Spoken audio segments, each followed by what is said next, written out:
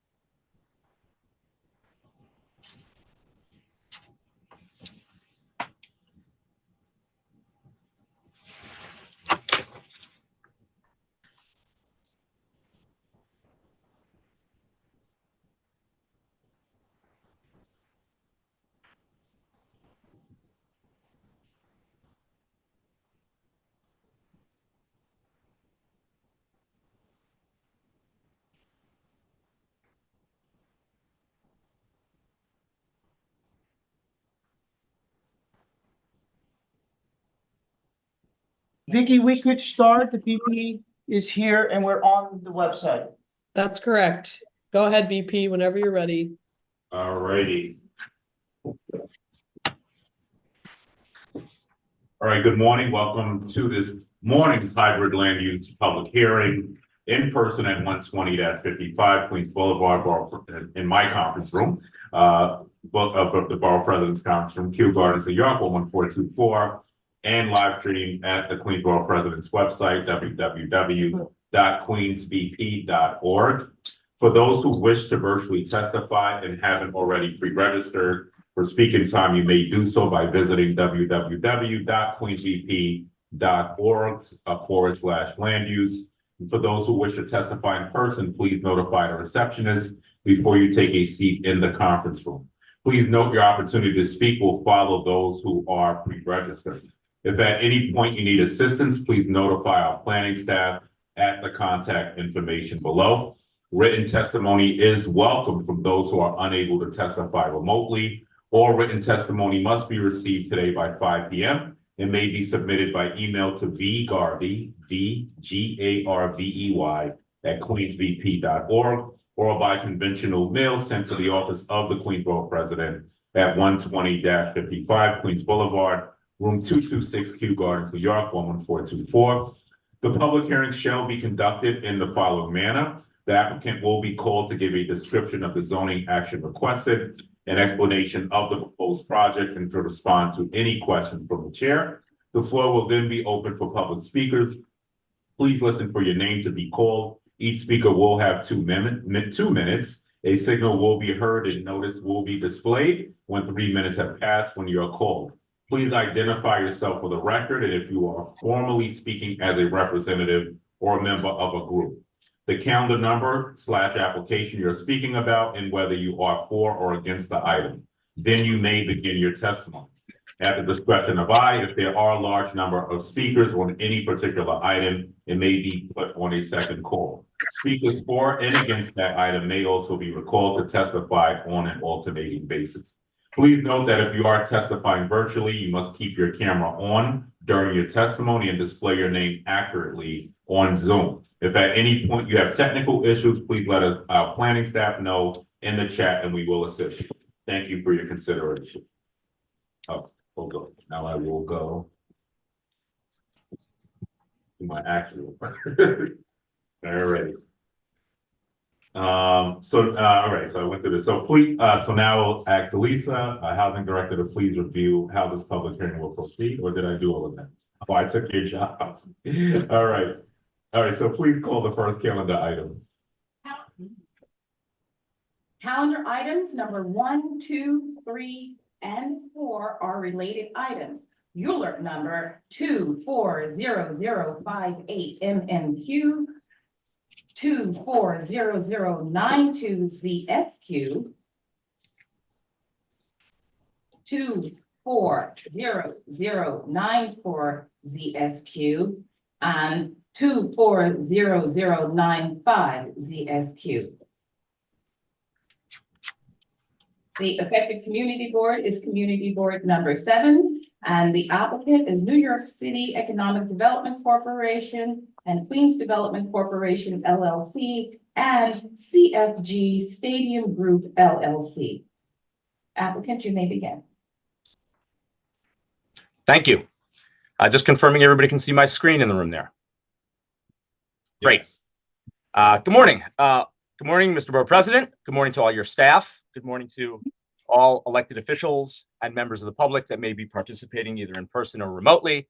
My name is Ethan Goodman. I'm with the firm of Fox Rothschild. We represent the private joint venture applicant team of the Queens Development Group and the New York City Football Club, who are co-applicants with the New York City Economic Development Corporation for the ULURP items that are before you, for the development of phase 2 of the Willets Point Special District. I have a brief presentation here that will run through the project and a few of the actions, and then would be glad to take any questions. There are also other members of my team from QDG and the football club who will be introduced in a moment to deal with their parts of the presentation. So I'm really proud to be here. This represents the culmination of over 50 years of efforts to redevelop the Willets Point district. Most importantly, what we're already doing and nearing completion of is a cleanup of the land comprising the phase 2 property, the vast majority of it, approximately 23 acres of environmental remediation that is almost complete as we speak. This represents the largest new 100% affordable housing development in over 40 years in the city of New York. It is a tremendous milestone here that we're before you to discuss. It's decades of planning that have come to this point to create a mixed-use neighborhood at Willets Point. I'll be talking about a permanent home for soccer in New York City, a tremendous amount of public open space for the new community. Also, for you to note, there is infrastructure work for both the district and serving the entire borough of Queens underway now, specifically on a new 6-foot wide water main to serve the College Point area and all of Queens. This project combines with a project that is already approved and scheduled to break ground shortly that comprises phase 1 of Willets Point. This project, being phase 2 combined with phase 1, represents a total of 2,500 units of 100% affordable housing, including 220 units of senior housing. The reason this number is so significant is back in 2008, when the Department of City Planning made their first efforts to rezone the district and create a plan for development in the entire 61-acre district, there was an anticipation that there would be approximately 1,800 to 1,900 units of affordable housing that would be completed. We are proud to present that in the first less than half of the land that is proposed for development here, we are increasing that overall number by 700 to 800 units. And that's with the entire rest of the district still to be planned, assembled, and developed. So it's a tremendous moment for affordable housing in New York City, a really, really significant large number of 100% affordable units. In addition, we'll be discussing a 25,000-seat soccer stadium to serve the New York City Football Club after their 10-year search for an appropriate and ideal site in the city of New York, a 250-room hotel, over 3.7 acres of public open space, a 650-seat public school to serve the neighborhood, local retail, and this represents a tremendous opportunity to employ thousands upon thousands of people, creating over 16,000 jobs from construction and operations. To orient those who may not be as familiar with where we are here, the Willets Point Special District is a 61-acre district that's located generally between Roosevelt Avenue and Northern Boulevard, between Citi Field and Flushing Creek. This district, while it's 61 acres, the city has assembled the large majority of our current project, which is approximately 23 acres of land that you see here on the western frontage. Here's a plan here, and as I mentioned, phase 1 and phase 2. Phase 1 in the orange at the south, we're going to be breaking ground very shortly with that.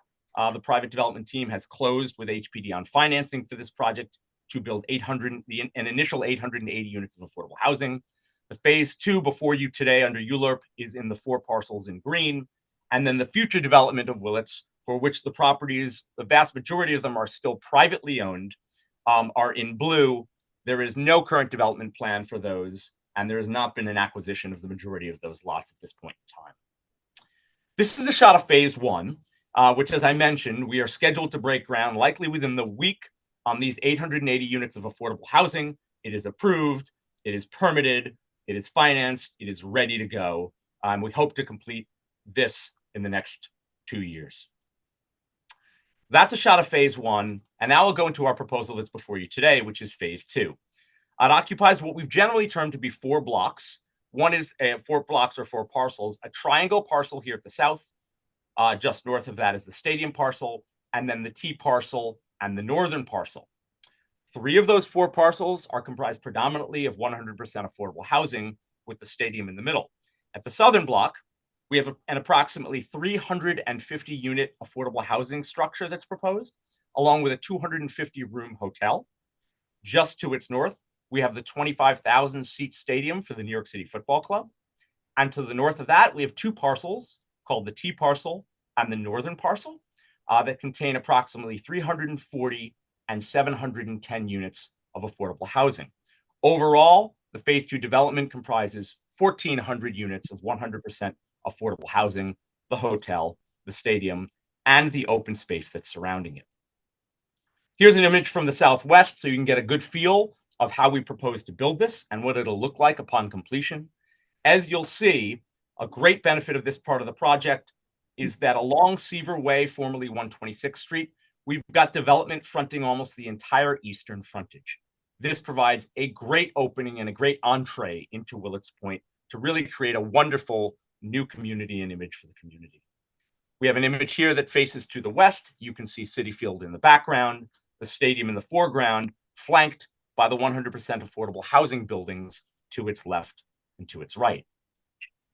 There are 5 actions before the borough president today, and those actions are a zoning text amendment to change provisions of the text of the zoning resolution, a special permit to allow a stadium in excess of 2,500 seats, which is required for any stadium or arena in the city, a special permit to allow a hotel in the district, which is also required for any hotels in the city, special permit to modify use, bulk, and parking regulations, and a change to the city map.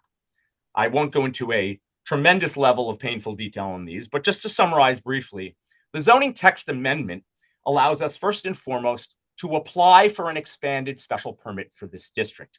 Back in 2008, when the district was intended to be entirely assembled by the city in its all 61 acres and build private streets, there was a notion that it would be a private street network and all one zoning lot. We are actually retaining some public streets here because some of the properties have not yet been acquired, and those owners still need access to their properties and their businesses that are in operation and will continue in operation. We are changing the text to allow certain things to occur here, including the movement of floor area across district boundaries, as I will mention in a moment.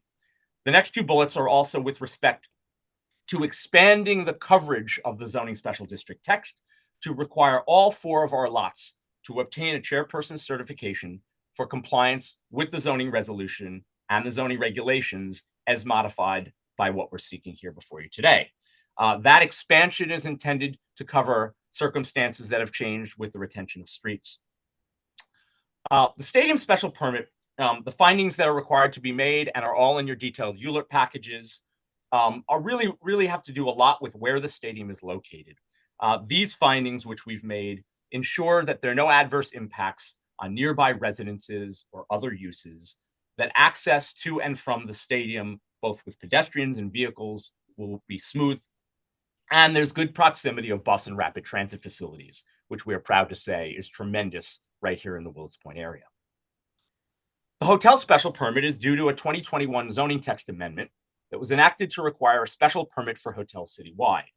It's important to note that back in 2008, when the 61-acre district was rezoned, hotels were an integral part of development here, and at the time were intended to be as of right. Due to the zoning text amendment in 2021, a special permit is now needed. That is what we're seeking as one of the actions.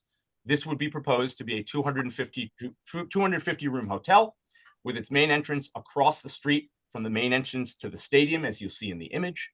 We believe the target market for that hotel would be the new Willets Point community, along with the surrounding neighborhoods, attendees at the what will be 3 major sporting venues in the area, as well as airport travels and other uses. The final special permit we're seeking, as I mentioned before, is to modify use or bulk regulations pursuant to section 12460. Predominantly, while we're seeking a number of lesser actions here, predominantly we're seeking this to allow for the transfer of unused floor area on the stadium zoning lot off to the 3 affordable housing parcels. The stadium zoning lot will be bisected, as you'll see in the next slide, by public streets at 35th Avenue and 38th Avenue. So the previously contemplated as of right movement of floor area among the blocks in Willets Point could not be achieved, and so we're seeking a special permit. We're also seeking a special permit that will allow the modification of certain height and setback regulations, certain open space and block configuration regulations, and certain parking requirements. I'd like to note here that while we're seeking to waive certain provisions with respect to design of certain elements of this open space, we are not seeking to waive the amount of open space that zoning requires. In fact, we're providing well above and beyond what zoning requires to be provided for this level of development at Willets Point. The final application is for a change to the city map, actually in 2 phases. Number 1, back in a number of years ago, in 2008, all the streets were approved to be demapped in this district with the contemplation of a private development with private streets. That includes these streets down here in the southern area. These streets were demapped, and this land was assembled as one without streets. This facilitates building the football stadium in the large block to the north. However, the streets around phase 1, when phase 1 is complete, these streets we're proposing to remap as city map streets. These will be open and operational and maintained like every other street in the city. It's a really great benefit, not only to serve the phase 1 affordable development, but also to reestablish connections to the eastern part of the special Willets Point district and all the businesses that are still there now. So those streets will be mapped. The streets in blue are existing streets that will be retained as part of the phase 2 development. Those streets are going to be retained, repaired, and improved as part of this phase 2 development, but at their current existing grades. The reason for that is that they're existing properties that are not part of this development, and those properties still need access to their land through these public mapped streets. What we are doing in the mapping action is we're seeking to establish an approval to remap these streets at higher grades at some point in the future. That remapping at higher grades for these streets in blue will allow those streets to be raised out of the floodplain when all of the adjacent properties are acquired, out of the floodplain to meet the level of higher streets in future phase 3 of Willets. The eventual goal here is that the entire development at the 61 acres of Willets is resilient, it is above the floodplain, it is not subject to the existing flooding issues that plague Willets Point District today. With that, I will turn it over to Frank Monterisi from the Queens Development Group to talk a little bit about the development group, and then we'll let soccer talk about the stadium and the soccer group. Thank you, Ethan. Good morning to everybody, and thank you very much for being here. I am also very proud to be presenting this project as someone who was born and raised in Queens. This project is near and dear to my heart. I'll just talk a little bit about our joint venture. So the Queens Development Group was awarded an RFP to develop the site more than 10 years ago. It's been a long journey for many people that were on both sides of the public-private partnership that has brought the development site to where it is today. As Ethan mentioned, we have completed remediation of the site. We have started construction on the first 880 units and of all affordable housing. And we're here today to talk about the next phase of the project, which again we're very proud of.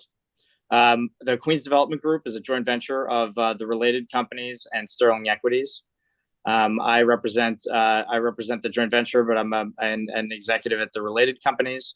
I've been involved in a lot of affordable housing over my career at Related. I've been here for almost 17 years now.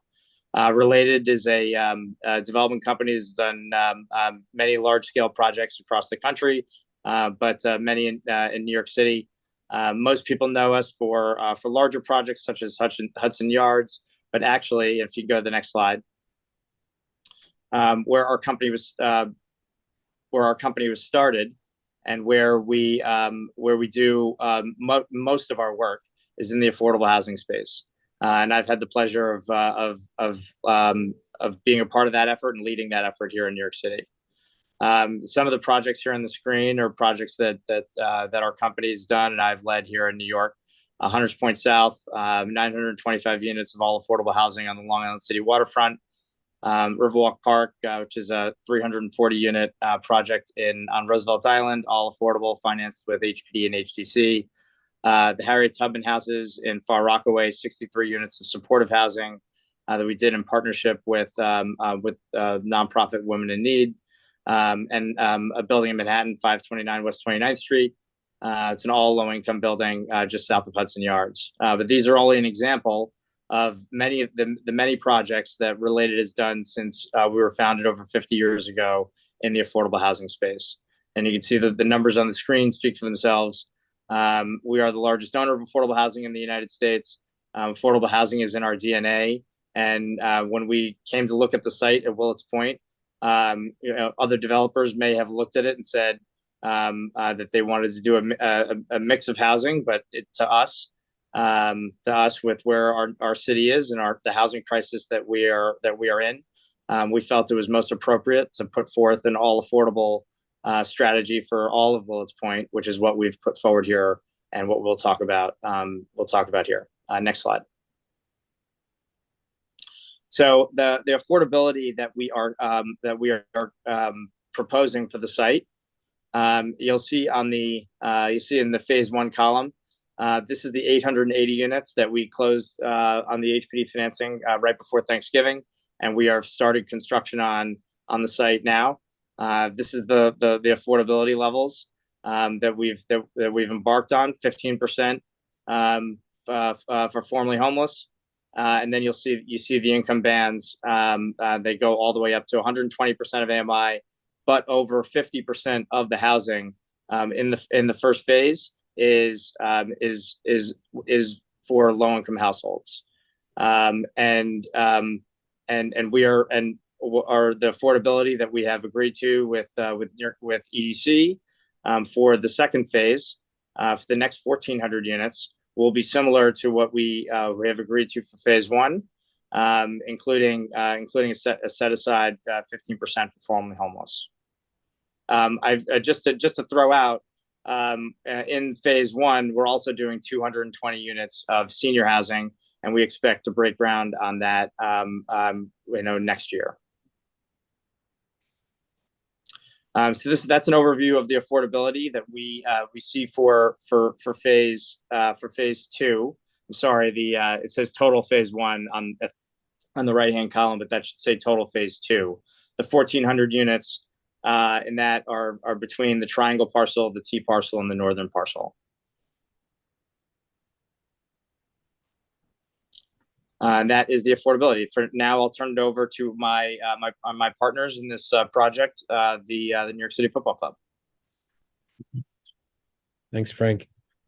Good morning, everybody. Good morning, Mr. Borough President. My name is Daniel White. I work with Ghetto and DeMilli.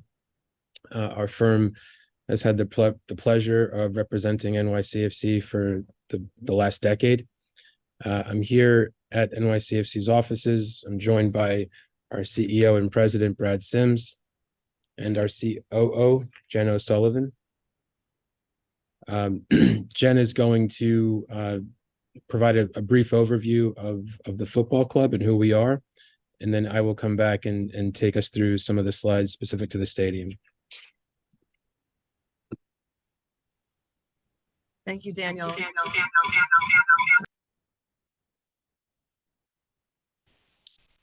You're muted. Be muted.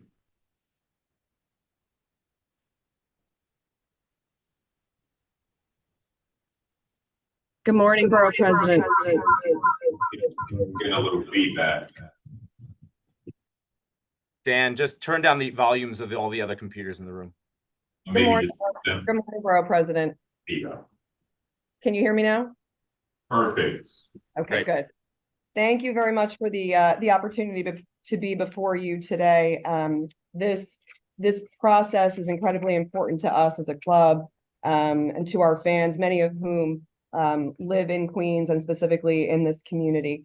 I'll tell you a little bit about our football club. We are 80% owned by City Football Group, which is parent company to Manchester City and owns and operates 12 other clubs worldwide, and 20% owned by the New York Yankees. We were announced as the 20th franchise for MLS on May 2013, and we played our first inaugural season in 2015. We compete in the Eastern Conference of Major League Soccer, and generally have a 34-game regular season with 17 home games, 17 away games. Our season generally runs from late February to mid-October, with playoffs in November or December. In 2021, we were very proud to bring home the MLS Cup trophy, and we were the first New York team in 10 years to bring a championship home to New York, and we were incredibly proud to represent this city in that win. We followed that up in 2022 with a Campiones Cup championship. Our NYCFC Academy, which is our elite development academy for young boys, operates in the U12 to U17 age groups, and we became the first academy in the country to win back-to-back national titles at the U19 level. We've also produced 12 homegrown players who have signed professional contracts with the first team, and that includes players like Tavon Gray, who has grown up here in the Bronx, New York, and we are proud to say we've got a number of those players who represent us, who have grown up in the area, and are now first team players with us. I'm going to turn it over to Daniel White now to continue talking about this project, which we're incredibly proud of, very excited to be a part of. We believe it's transformational for the city, for Queens and for Willets Point specifically. This is a rendering of what the inside of the proposed stadium would look like. As you can see, it's a raucous crowd and a lot of passion that's there, and we believe that there is no better place than Queens and the diverse environment that Queens provides for us and for our fans to have this stadium have a home.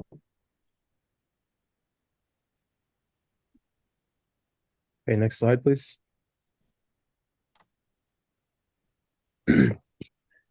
So the proposed stadium represents a substantial private investment, over $800 million of private funds going into the construction.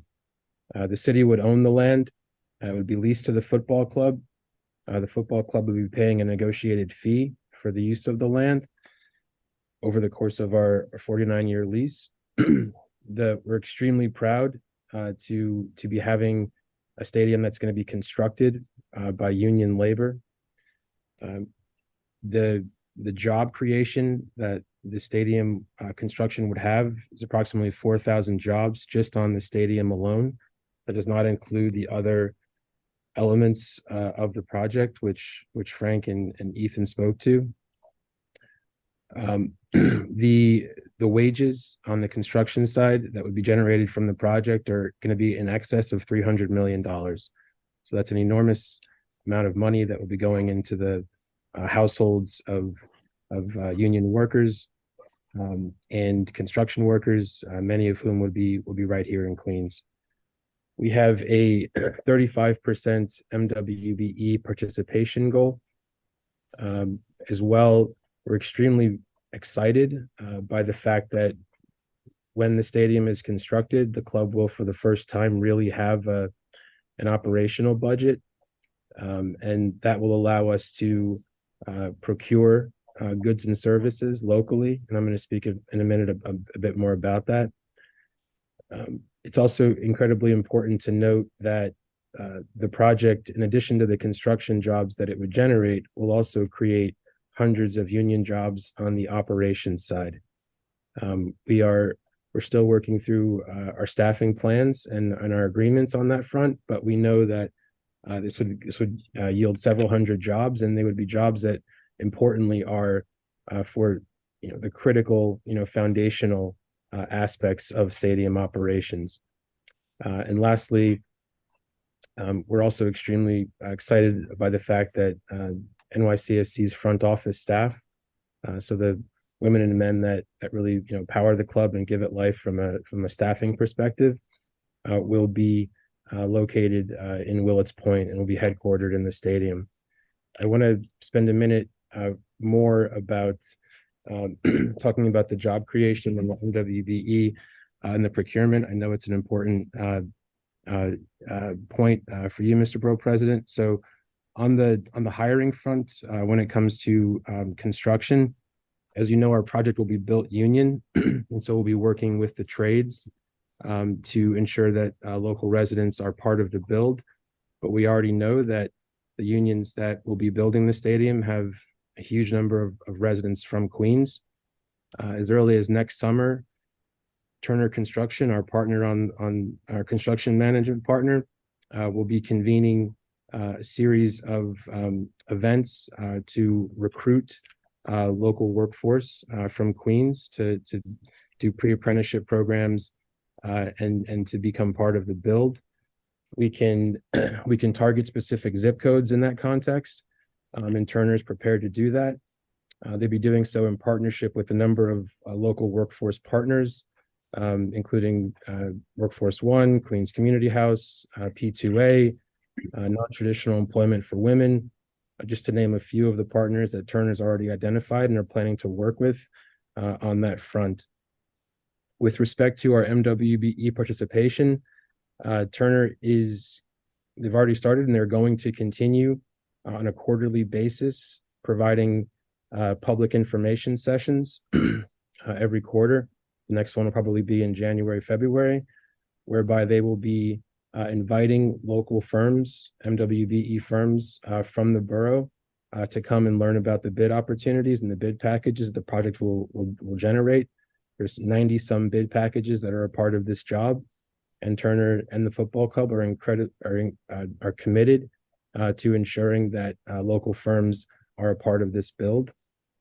And from a procurement's perspective, even though we're several years away from opening, the football club has already undertaken and begun an effort to look across the borough for firms who can source what we know will be some of our stadium demand. There are already businesses in Queens who are vendors and contractors for the football club right now, and we know that that number will increase substantially once we have an operating budget and a stadium that we'll have to power every day. And with respect to our club and our front office, we've talked about the front office being relocated to Willets Point. The football club hires right now from Queens. We have a number of our staff are from Queens. We have alumni here in the building from LaGuardia Community College, Queens College, St. John's University, for example. I think St. John's provides a pretty good example and blueprint for a program that we've created whereby we work very closely with St. John's to provide information about job opportunities. We have a pathway with them where interns come and then they're very frequently onboarded and staffed. We have several alumni here in the building that we're sitting in from St. John's. We've extended that that conversation as well to York College, where we've participated in their most recent job fair in October. We've been meeting, our HR folks have been meeting with York to discuss creating a similar pathway. Our HR folks also are looking to expand that even further to other universities in Queens.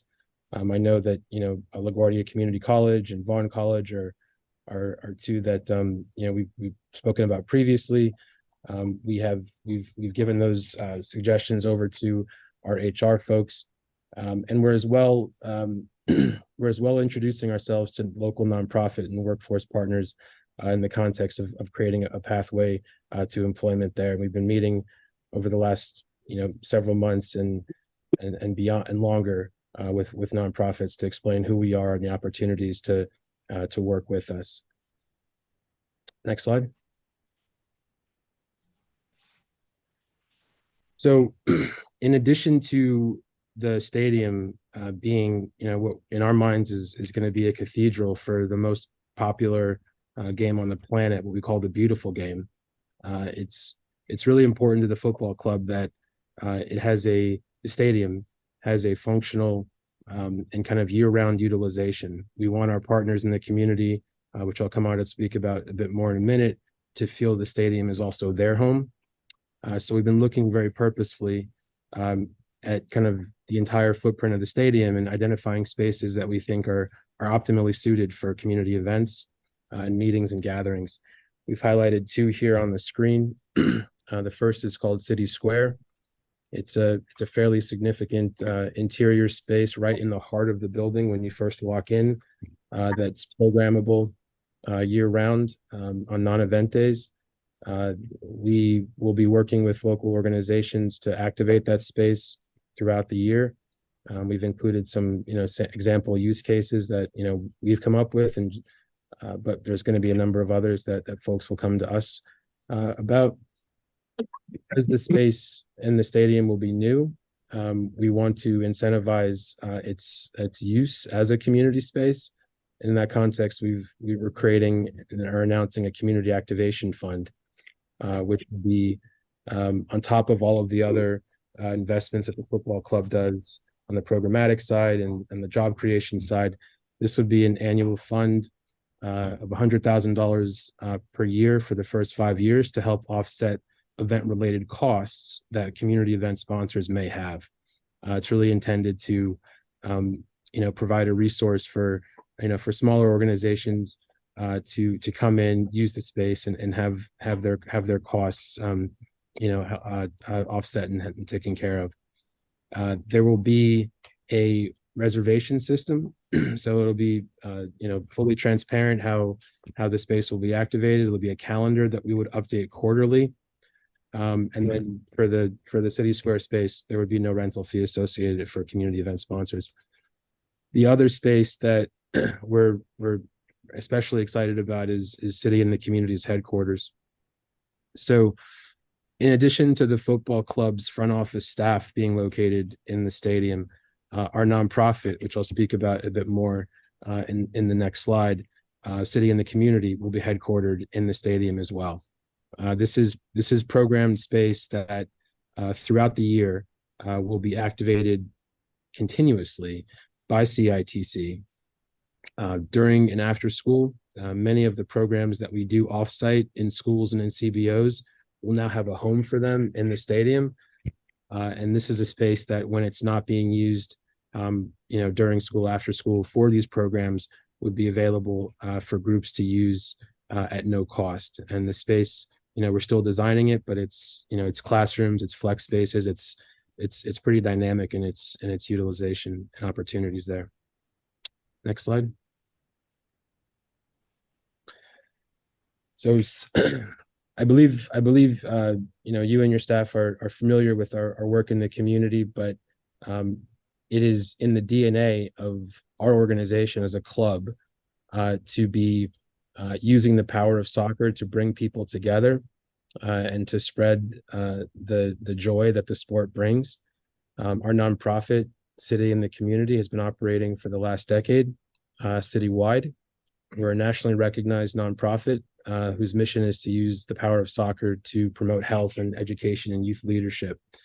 We operate across the city in all 5 boroughs. Approximately 70%, a little over 70% actually, of the total landmass of the city contains some CITC programs. We have over 25 partner schools and CBOs in Queens. Last year alone, CITC worked with over 8,000 students citywide. Over 25% of those youth were in Queens. CITC also spearheads our annual ticket donation program. We listed a few of the organizations and agencies that we provide free tickets to on an annual basis. Some of the programming that CITC does is actually it's a broad diversity of programming, but there's in-school programming, there's after-school programming, We have a STEM-related curriculum whereby students in school build robots that then play soccer against each other, and it actually goes so far as to have schools compete in a citywide robotic soccer tournament. CITC puts on clinics and tournaments across the city with youth from all over the city and all in Queens, and we as well operate a Saturday Night Lights program that we're particularly proud of, where we partner with local schools to provide a safe space for kids to play our sport in the evenings on the weekends. And we don't do it for the accolades by any stretch, but the quality of our work has been recognized by outside entities. We're the only professional sports club in the state, in the city, and the state to be 4 times recognized by ESPN as a humanitarian team of the year.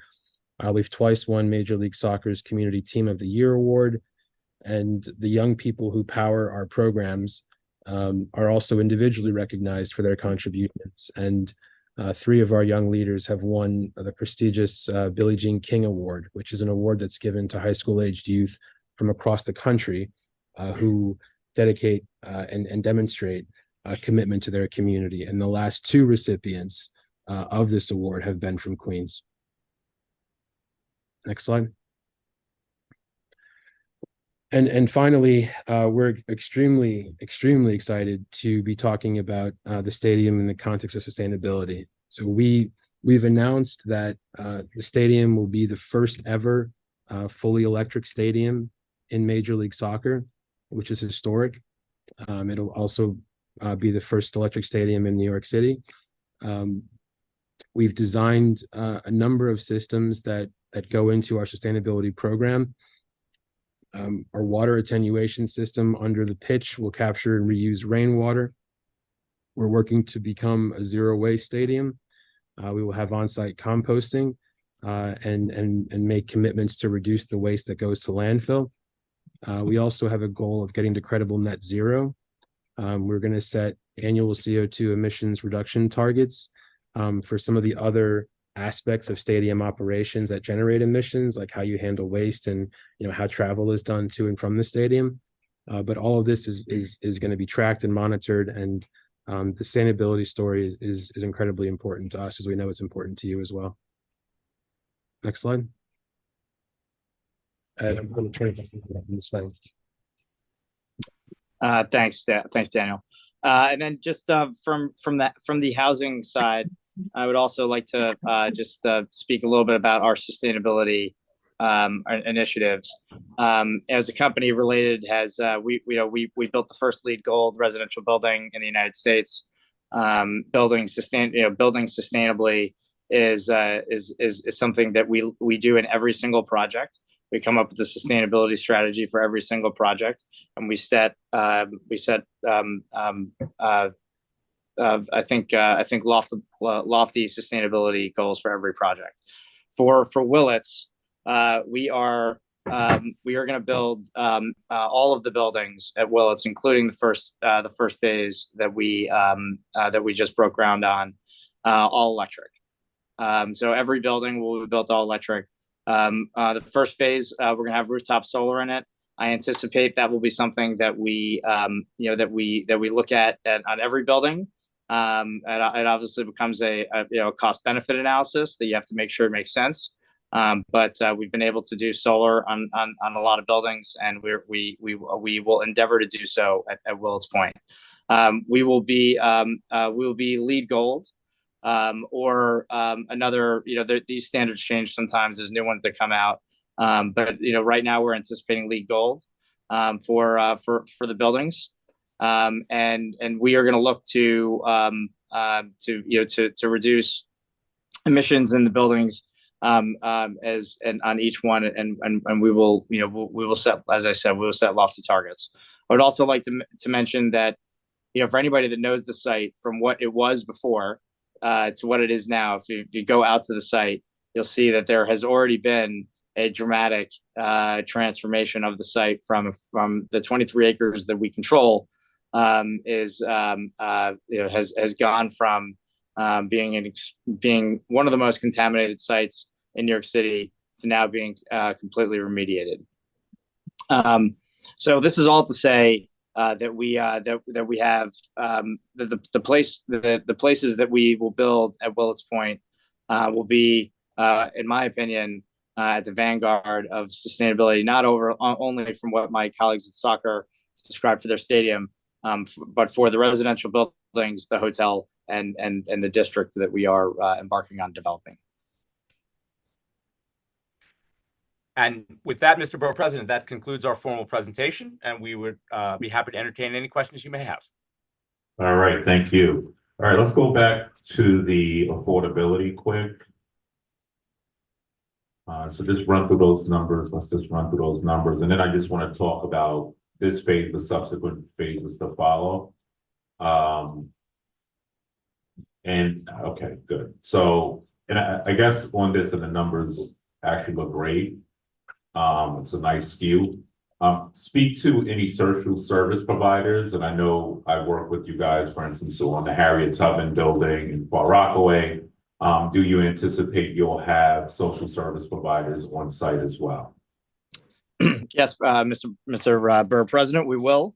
I haven't. We have not named social services providers yet for the future phase, but to give you an example of what we're doing in phase one, we've actually, for phase one, in the 133 units that you see on the screen there for phase one, the 15% of the 880, we brought 2 social services providers into that project.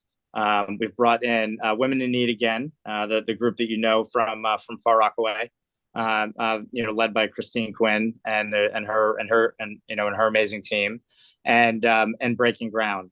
And so we brought 2 providers in. There was a thought on how to do that. That's a large building. There's a lot of units. We thought it would be great to have Women in Need for the larger family units and to have Breaking Ground for the non-family units. That was the strategy we employed in phase one. For phase two, once we get closer to closing, and we will identify social services providers for the phase two buildings. But yes, there will be social services provided. All right, and on the Sarah units, and I know that's federal. I did defer to Sarah in New York City under the de Blasio administration. That's also labor union heavy as well. The build out, correct? Yes, the Sarah building, which is part of phase one, that building will be built prevailing wage. Okay. And then, so we talked about this phase. What's the total unit count here? So 880 for the first building, 220 for the second building. We don't have a time frame when Sarah will begin, when the Sarah building will begin. We are aiming to start the Sarah building sometime the next 12 months, and we are in conversations with HPD on that, and we'd like to start it as soon as we can. And then the bonus units, the 1,400 units, we have not. There's no decision on what that program will look like, correct? In terms of, and when you say program, it will be all HPD and HDC financed, and we have a determination on those programs, yeah. I think it will be, the affordability levels will, for the 1,400 units, will be similar to the affordability levels in the 880 units. Okay. All right. In community preference, and I know that's playing out in court, but I'm assuming all of these units go through Housing Connect, correct? All of the units will go through Housing Connect in accordance with HPD and HDC guidelines and procedures. All right, and this is a very diverse community. Have we thought about cultural competency, language access in terms of help with people applying for the units? And also, are there CBOs who you've thought about working with who are rooted in these communities who can also ensure that they have access to filling out their Housing Connect applications. That's something that, we will for example, for phase one, there's obviously, we just started construction. So, once we get into the time where, we will be sitting down with HPD and HDC and figuring out the marketing strategies, we will, we'll put those specific, measures in place.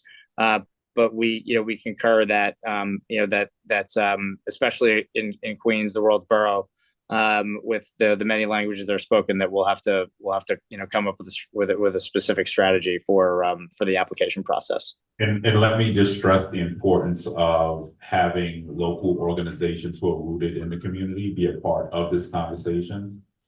And I've done this in other places, so just making sure that we have organizations, and I know HPD has a program, I'm blanking on the name of it, where they bring in those specific organizations, and in those specific organizations be recognized as go-to places for community members who will apply for these units. So I don't know if HPD is on, I'm sure they're listening if they're not on, or EDC, but just stressing how critical it is, because we want to make sure people in the surrounding communities actually can get into these units, and that outreach is happening in the communities. So that's why we need to make sure, I don't know if it's Elm Corps, there are different local stakeholders up here, Make the Road. I know we just secured millions to make sure that they're building out their community center in Corona.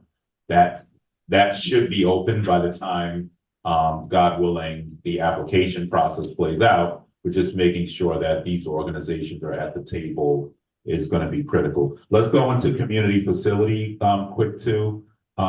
So in terms of the housing, can you talk about open space? And what are you doing on community facility within the site as well? Ethan, do you want to take that, or do you want me to? Once you go Yeah, ahead. let me talk about outside the buildings, and you can talk about inside the buildings. And let me just find a good sort of image here.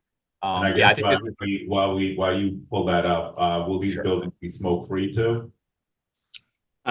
Yeah, I'll take that. So we've, as I think we were the first residential owner, multifamily owner to declare all of our portfolio smoke free, which we did. It's a long time ago now. I think it's over 10 years ago now. So all of the buildings that the Related owns and manages are smoke free, and these will be as well. So with regard to open space, what you see here in the picture, you'll see a total of somewhere north of 160,000 square feet of open space. That's a little bit shy of 4 acres. And so most of it, because of its dimensionality and its heavily traveled nature, it will be passive open space. But a jewel of it will be at the southwest corner, sort of the grand entry for the Willets Point district. Will be this entry plaza, essentially as was originally envisioned when the design regulations were put forth in 2008. This entry plaza provides, lots of seating areas. There's a substantial change in grade from down at Seaver and Roosevelt up to the northeastern corner of this triangle parcel. And so there are stepped lawns, there are sloped lawns, there is a pedestrian way. It's interesting to note here that this is also the location where the 72-inch water main is being placed under the open space. So there's a large area here that you won't see a lot of trees and benches built on it. It is largely open. That's because of the requirements of DEP, the ability to get at that water main should anything happen. So this is sort of like the public entryway, pedestrian corridor leading to another central plaza here, close to the southeast corner of the stadium. But in addition, all the buildings are set back a minimum of up to 35 feet here from the eastern side of Seaver. That allows for a generous open space along the eastern side of Seaver Way for all the crowds that'll come here and the people that will live here. There is openings in front of the stadium, and in fact, open space surrounds 3 sides of the stadium at its west, south, and east sides. And there'll be those benches, there's walking areas, there's trees, there's shaded areas. There's also open space along the western and northern frontages of the northern parcel. So there's a tremendous amount of mostly passive public open space around here, including working on a pathway along Roosevelt, including bike lane access that'll substantially improve people's experience once they get off the Roosevelt Avenue Bridge and head their way to Seaver. With that, I'll let just Frank talk about some of the amenities on the inside of the buildings. Sure. So on the inside of the buildings, we will have residential amenities in the buildings, and similar to what we plan. I could show you. We haven't planned the inside of the buildings down to the rooms yet. But what we look to do in each building is provide residential amenities appropriate for the size of the building, and then as you can see, we also on the roofs of the outdoor spaces at the top of the building, we look to program those with either rooftop solar or community spaces. Just to give you a sense of it, in the first 2 buildings at Willets that we've already started construction on, we have exactly that: rooftop solar, a community garden, and then some outdoor space for the residents to enjoy. Anything for children? We do have in the first 2 buildings on the ground floor, we do have a children's playroom, and we will look to in each one of these buildings look and see. You have to look at the size of each one and see if you have you have to. It's a little bit of a balancing act between providing the housing that we obviously know the city needs, but then providing great amenity spaces, and we will look to find that balance, which we always do in our residential offerings. That can be more defined as we move forward, and then even outside on the passive open space, like have you given thoughts of slides and swings and like amenities for children in the open space outside? So if that hasn't been thought of, I just want to make sure that I put that on the record. Sorry, I take my son to school every morning, so I know they have a lot of energy to burn. Let's not forget the kids. All right, let's go into the conversation around jobs. So you walk us through job projections again. And I saw an MWBE goal, which is very worthy, 35%, definitely good base. I didn't see a number around local hiring. So I'll let Dan White talk a little bit more about jobs, the vast majority of which will be in stadium operation and construction. But overall, we project north of 16,000 jobs created from both construction and operation of the project. Yes, Mr. Borough President, as you said, 35% MWBE participation goal, and I articulated earlier some of the steps that us and Turner will be taking to get there. With respect to local hiring, that's a conversation that we'll be having with our partners in the unions to ensure that significant as large a number of Queens residents as possible will be part of the bill. So normally we set a standard of about 30% minimum local hiring. Do we have a commitment on that, at least for the base? And also a commitment on reporting biannually on what those numbers look like on the hires by zip code, really broken down in a way for the city council, the community board, and ourselves to digest. So do we have an agreement on that today? Yeah, you mentioned the city council. Councilmember Moya has also been in touch with the football club as well as yourself on this point. As we mentioned, we'll be working with the city to provide transparency on that. on that issue. And I didn't get a yes or a no. Reporting track mechanism. So I don't know if EDC wants to speak to them, if they want to be the lead on it. But we're Yes. on a biannual report that goes to the community board, myself, and the city council member. So we have an agreement on that. Yes, hi, Borough President. This is Yana Pohorelski from EDC. And absolutely, our lease terms require reporting from our tenants. And so EDC will ensure that those reports are shared with the Borough President's office, the community board, and the council member. And I mentioned the local hiring goal. Could you just speak to the 30% minimum commitment as well? We haven't established a minimum percentage for local hiring. It's going to be a set of conversation that we'll be having with the trades. And the football club, from a staffing perspective, we'll be working with the universities and our partners on the nonprofit side to. All right, I didn't get a yes or a no, and I've done 1,000 ULERPs, and normally at this point I get to a yes on this. So by the time we issue our recommendation, it would be my hope that we would have reached the consensus on what the minimum local hire looks like. And then also you mentioned job fairs and apprenticeships, and that needs to be more defined. Is it 1 a month? Is it 2 a month? Is it, so just having more of more of a definition on what the hiring outreach looks like. And then also I would suggest also figuring out, are there community-based organizations that exist in these communities?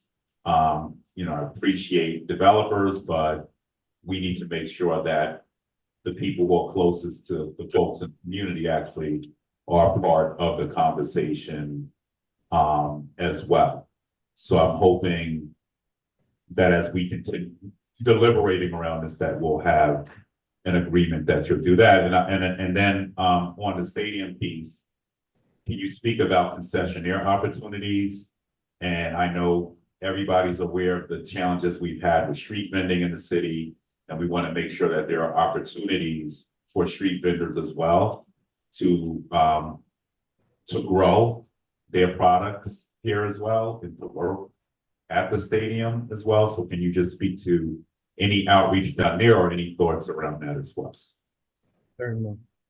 To address the food and beverage question, the football club has every intention and is planning for the stadium F&B program to reflect the diverse cuisines of the city. And so in that context, I like diverse cuisines of Queens. yes, that will We absolutely. don't want Manhattan here. Absolutely. Queens F&B. We have not selected a food service operator yet, but when that entity is, that concessionaire partner is selected, they will be working with the football club to design a program that will include Queens-based F&B. And I would hope that you would be having discussions with folks like us on this and community stakeholders as well. That's correct. Our intention is to, when we get to that point of working with a partner, our intention is to have a transparent process where we're actively soliciting input from stakeholders such as yourself around who might be in the stadium from the F&B perspective. Right. And also a commitment on concessionaire outreach opportunities as well, correct?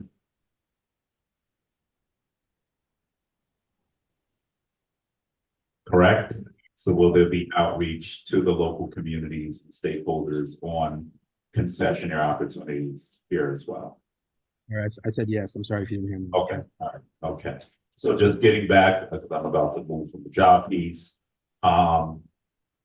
In the labor unions on this project, I know we're gonna have the trades. And we have a lot of faith in a lot of the trades we work with who are from this community.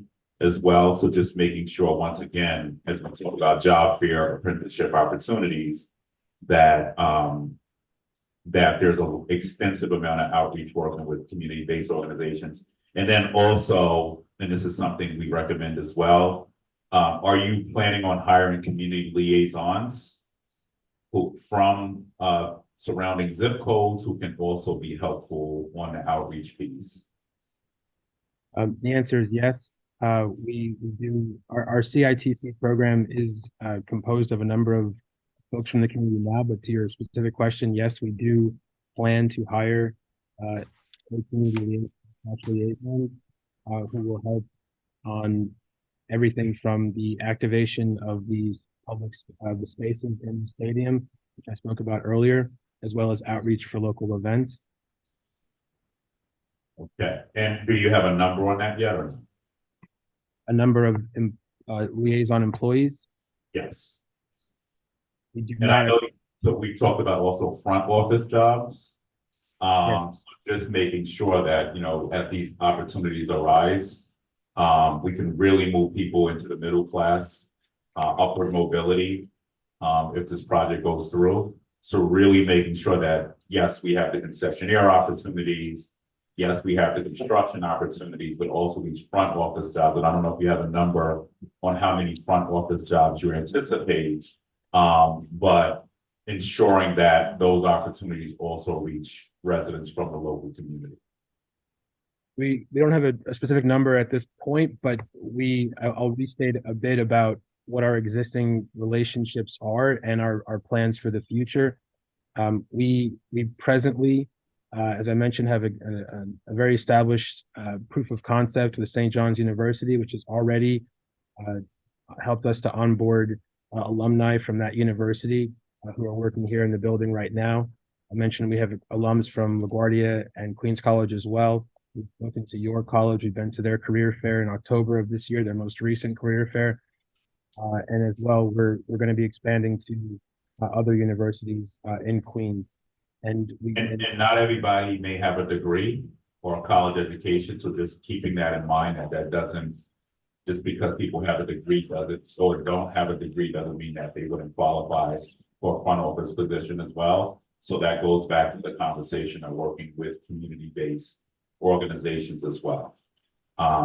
We could also, really, right? And I appreciate LaGuardia Community College. I appreciate definitely the concept of working with universities, but also I understand the geography as well of this neighborhood, and there's a lot of challenges.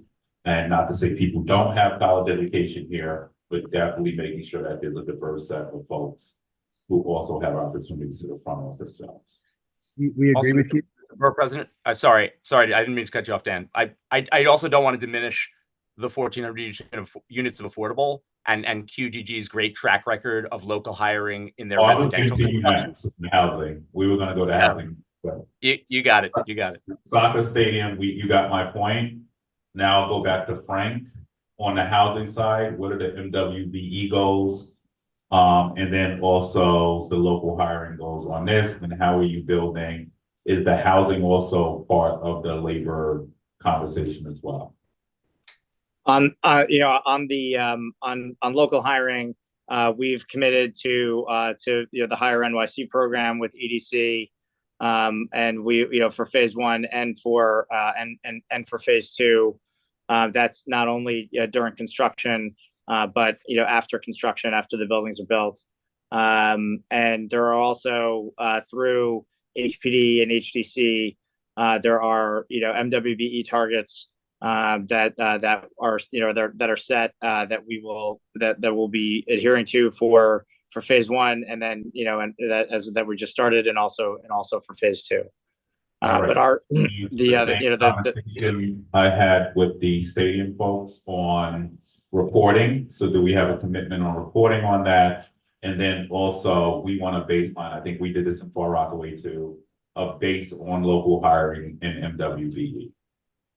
And those things, I mean, normally the standard is 30%. Very happy that the stadium is at 35%. We urge you to do 35% as well. Which is feasible. But just, do we have a commitment on a local hiring goal and local WB goal and biannual report? On the reporting side of things, yes, of course, we can do that and work with your team. On local hiring and MWBE, we've committed to making the requirements, the hire NYC requirements, and to the requirements that are set forth with HPD and HTC. I will look at those numbers again because I haven't looked at them in a while. I think they're around 30%, but let's follow up after this conversation on that. All right, I'm going to go into transportation quick. I'm going to go to our engineer to go through traffic flow questions, comments. Hi. Good morning, everyone. So I have a little concern about the traffic flow. We have currently 3 stadiums are there, Mets, USTA, and we're going to reaching the the football stadiums. So my concern about the parking space. So how are you going to accommodate the parking for these 3 games? Sure. Very good question. And I'm glad to address it. So I think something that's very important to note is that our plan here is to utilize some of the 8,000 or so plus parking spaces in and around Citi Field and in the area. In order to do that, and also to make sure traffic flows adequately, we are committed to having no simultaneous games with the Mets, right? So the major events will not be occurring at the same time here at both the soccer stadium and Citi Field. And because of that, the advantage here is, since our stadium is only about 60% of the capacity of Citi Field, we can utilize some of the wealth of knowledge that has been gained over the years for Met games in terms of maximizing traffic flow into and out of those lots. We're also having some very serious discussions with all the relevant city agencies, DOT, NYPD, the fire department, to make sure that we safely get pedestrians that park around Citi Field across Seaver Way to the stadium effectively and safely. And we take that we take that charge very seriously. With regard to tennis, how close are we on the deal to the parking piece though? Because we've been talking about this for a long time. Yeah, no, I appreciate that. It's been in the offing for a long time. And as I understand, the basic parameters, such as scheduling of matches, the separation, all those things are generally in place. We're just working out details and just have to get it signed and finalized. And let me also bring up the US Open. Have there been conversations with the US Open as well? Mr. President, we are speaking with US Open this week, in fact, later this week. Okay. Aaron, go back to you just briefly.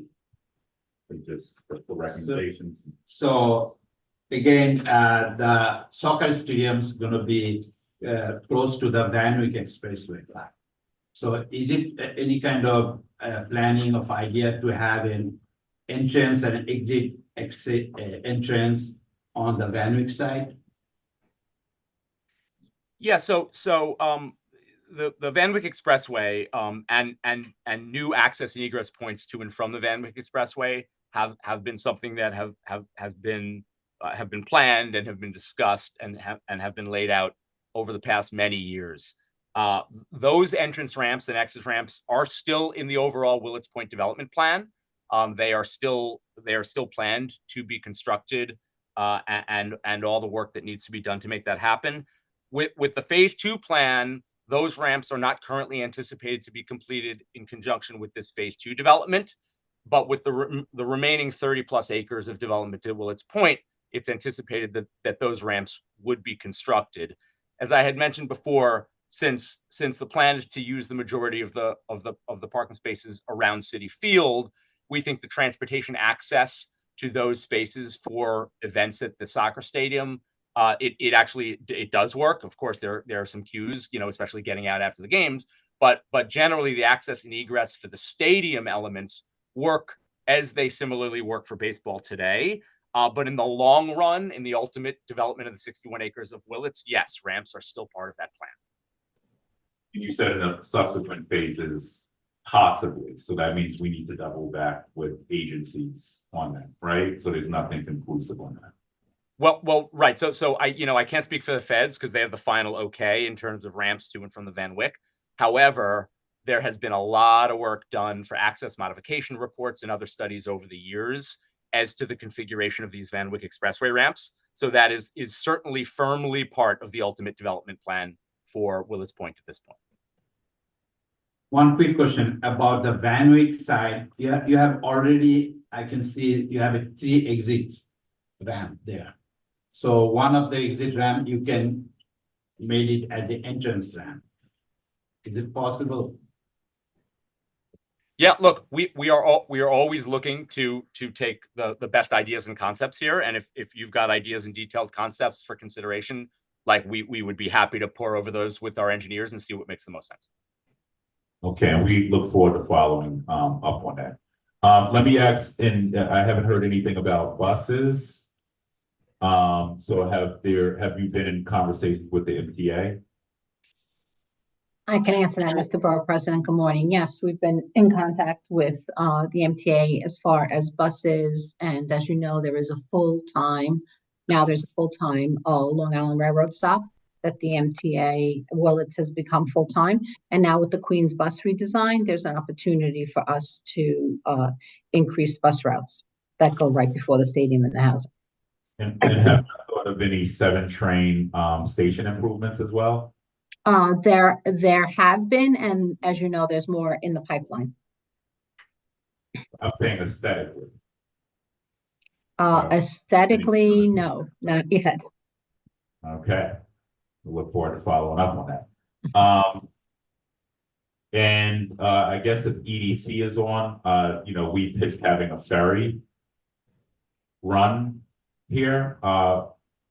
And we've asked for a ferry study. Do we have a status of that study? Yes, good morning, Borough President. This is Mikkel Adgate from EDC.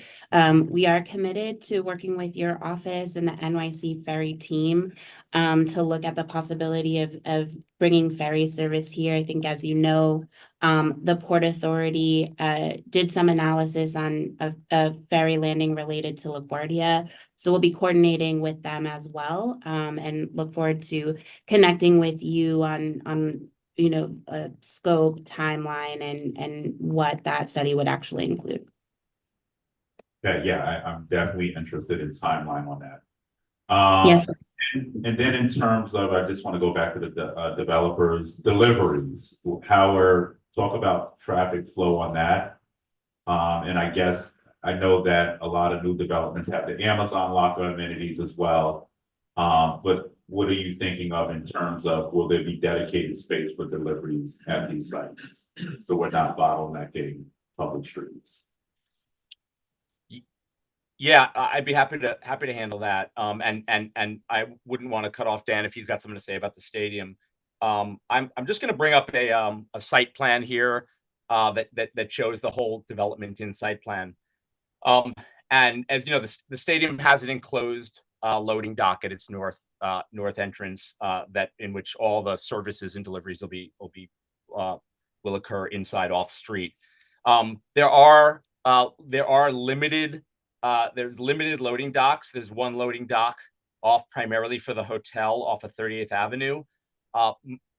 There's also, and something we haven't talked a lot about, there is local retail here, and we think it's important when we're building housing to build community servicing retail. And the buildings 1 and 2 in phase 1 down here at the south have retail fronting, not only the front here, but along this central pedestrian corridor. Something that we've been working very hard to try to figure out is the best way to load to the retailers along this pedestrian corridor. It's currently anticipated to be pedestrian only, which does limit the ability of trucks to get very close to these retailers to load. We have been talking a lot with the Department of City Planning and EDC as to a way to figure out how to potentially allow limited access to this open space here to load the retailers here and make sure they're successful in the whole southwest portion of the district is successful. The plan does not currently include something like that. But like as a developer, we have a strong interest in seeing if we can figure out loading to these retailers here, just to make sure they're But doesn't that defeat the purpose if you're talking about pedestrian only open space?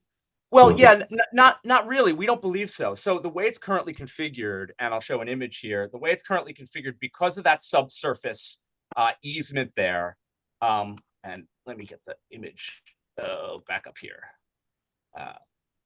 There we go. Yeah, but because of the subsurface easement, the water main here for the easement, this is actually not.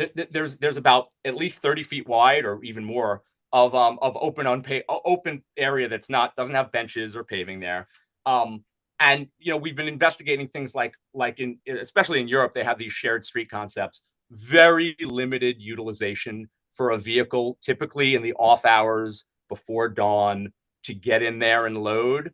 And you've got very safe treatments that you do to make sure that there's not an infringement. You don't have cars driving up and down here all day. You make sure that all the design of this prioritizes the pedestrian and the public use of it. Still can be used. You can bring kiosks there. You can have that's, as you mentioned, food vendors. You can have food there, sales in there.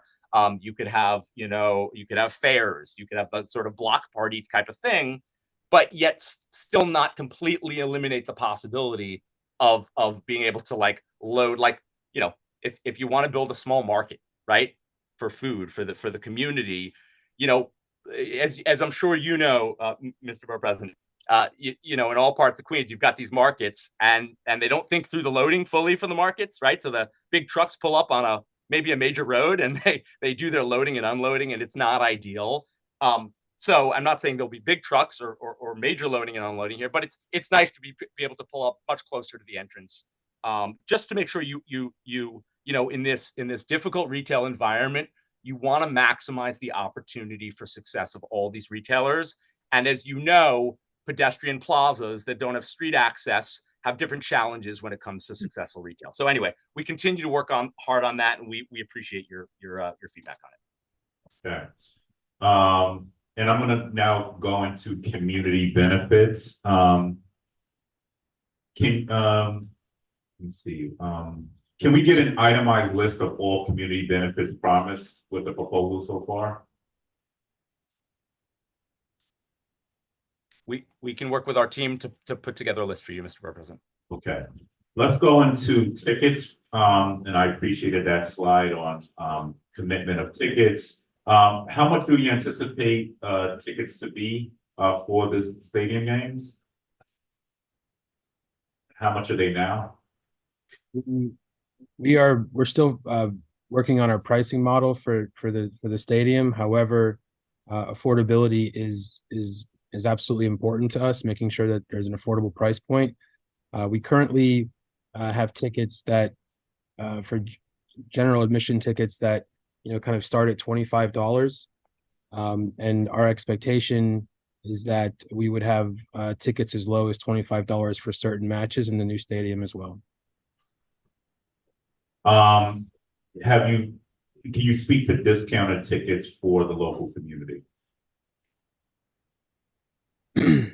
Well, the locking in an affordable price point is absolutely important to us, and we're committed to doing that.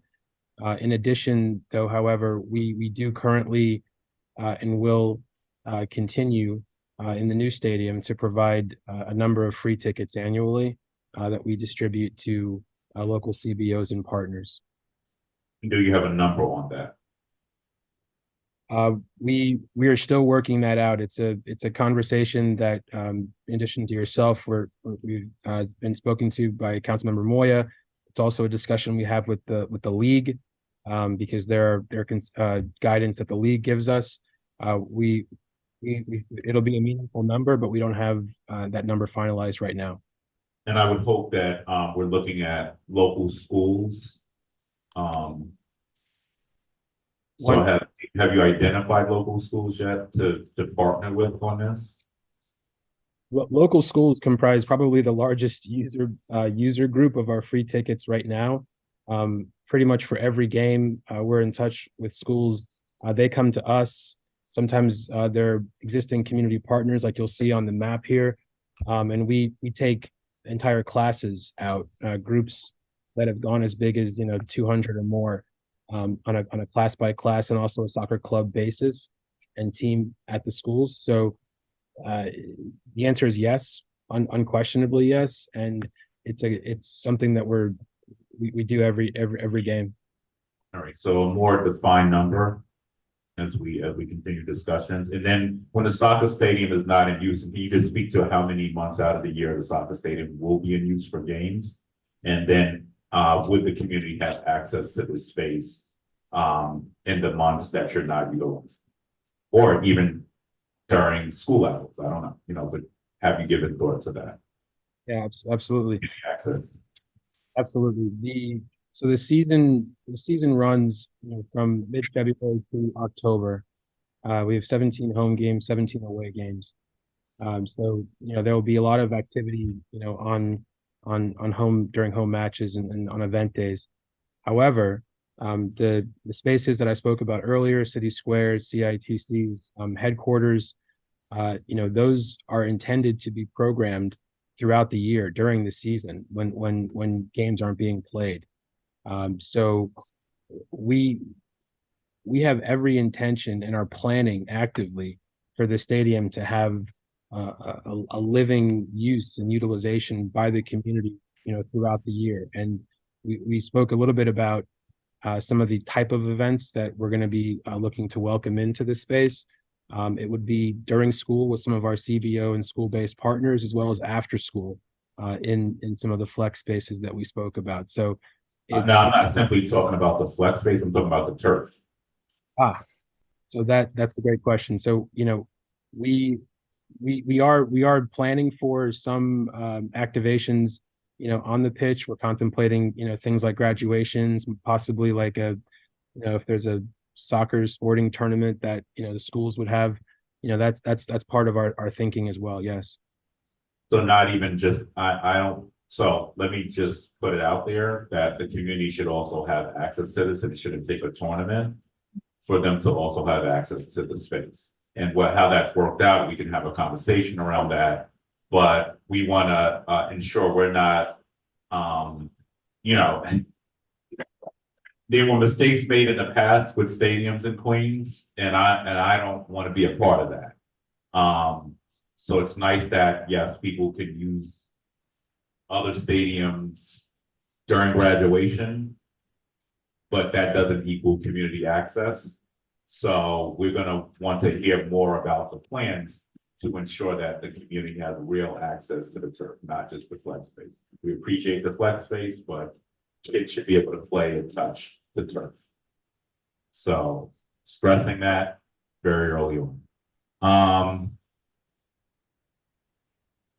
I want to go back into the establishment of this fund. So just take me through that again. The fund over 5 years, you said 100,000 per year. Yes. And how did you arrive at 100,000 a year for 5 years? It's been a conversation with the city. It's planned to be an activation fund.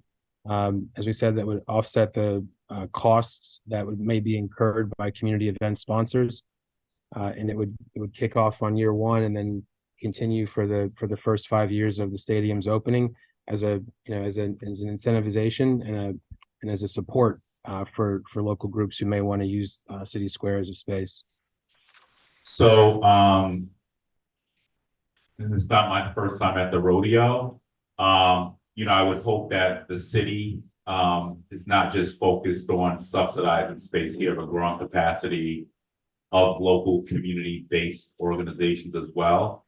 To tell you the truth, this number sounds very minimal based on, and I don't know what the revenue projections are per year for the stadium, but we should be thinking bigger and larger about how do we build capacity for community-based organizations in the surrounding community.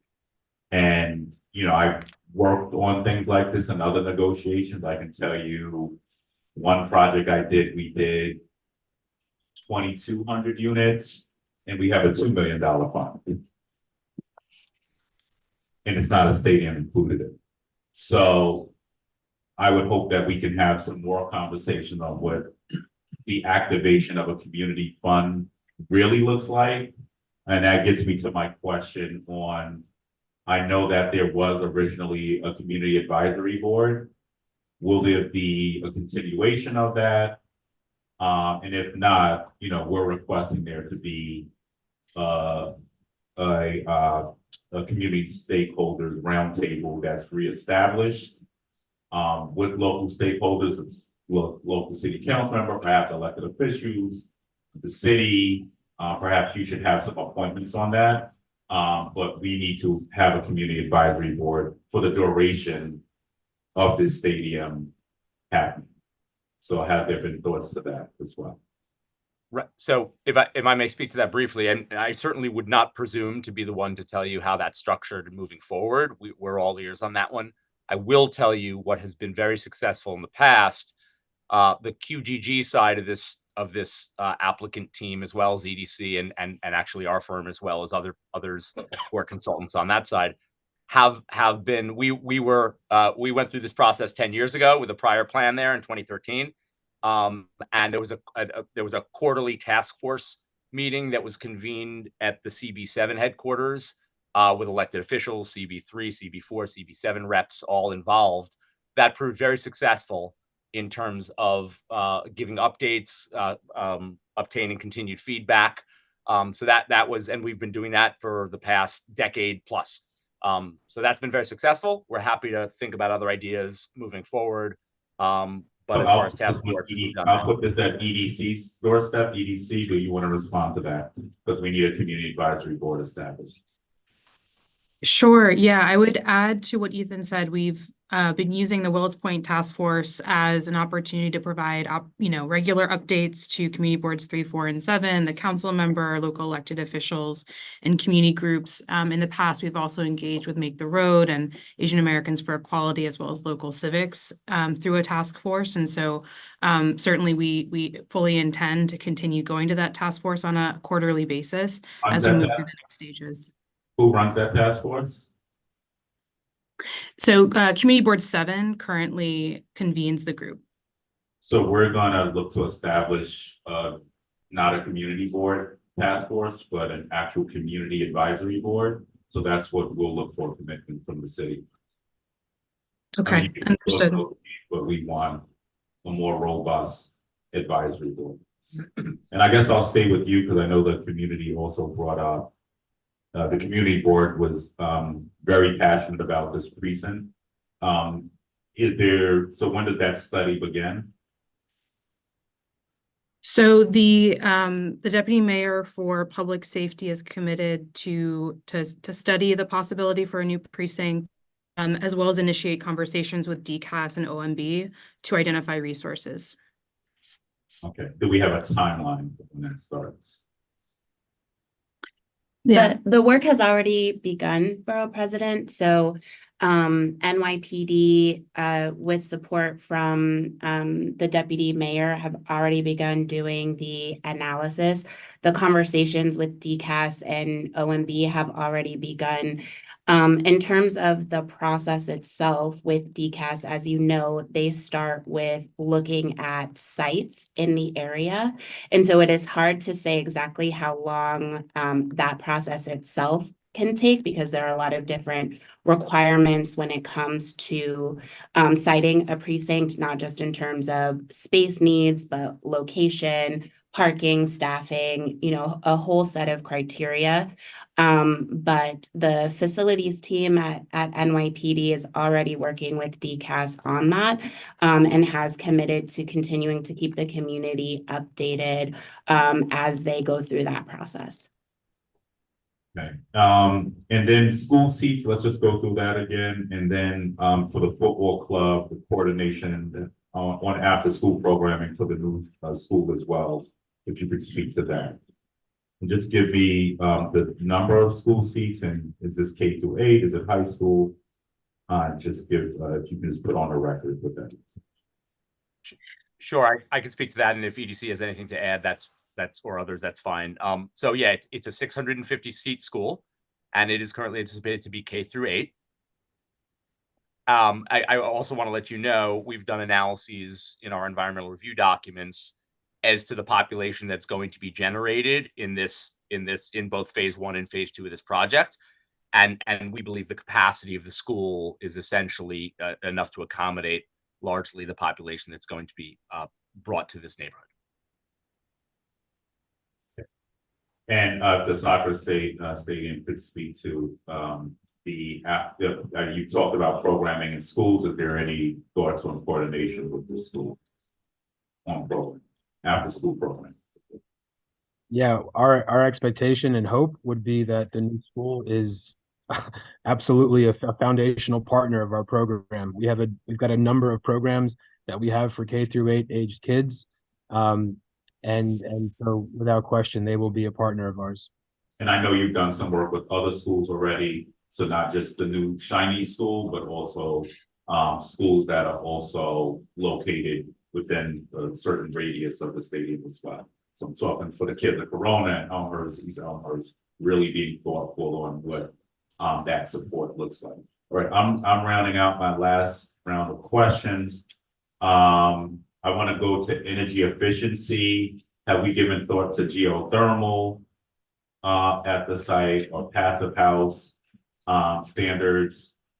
Will there be generators as well? I know that it's going to be a full electric building.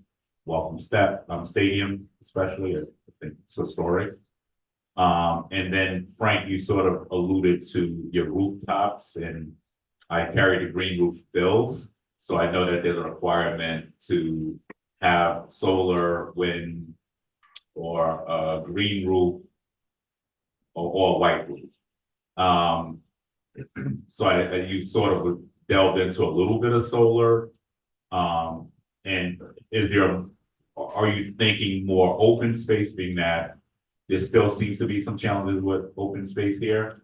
So having, the garden is definitely welcoming, but maybe you can give thoughts to also some recreational space or at the top of these buildings as well. So if you can just speak to that as well. Sure, I'll start and then I'll hand it over to the football club to talk about their sides on some of the things that you mentioned in your question, Borough President. So on geothermal, we actually studied it for buildings 1 and 2. On the face of it, the fact that there isn't rock, right below the site is would lead you to believe that it would be a good candidate for it. But after meeting with a bunch of experts and looking at the cost benefit analysis, the math, the math on it, the cost of installing the system and the benefit that you got from it was cost prohibitive. We're going to continue to study that because I still believe that the site is one that that the nature of the site would lead you to think that it could that it could work. So we're going to continue to study the geothermal. On as you said, there is the bill that you mentioned, but you can do sedum, there's several things you could do on the top of the building. We've seen with the incentives around solar that solar has become more, the cost benefit analysis has worked out more lately than it has in the past. So we're hopeful that that's going to continue to be the case, and we'll do solar. To some of your other points that you brought up in terms of generators, yes, the buildings will have emergency generation. That is, just to mention it, that's the one part of there really isn't an electric emergency generator yet. Like that product does not exist yet. So that is the one, when you see asterisk all electric building, because you have to bring a gas line in for the emergency generator. That's pretty much the only part of the building that is not electric. But we will have emergency generation that's done via natural gas for the buildings, and just trying to make sure I hit all of the points that you brought up. Is there anything I missed there?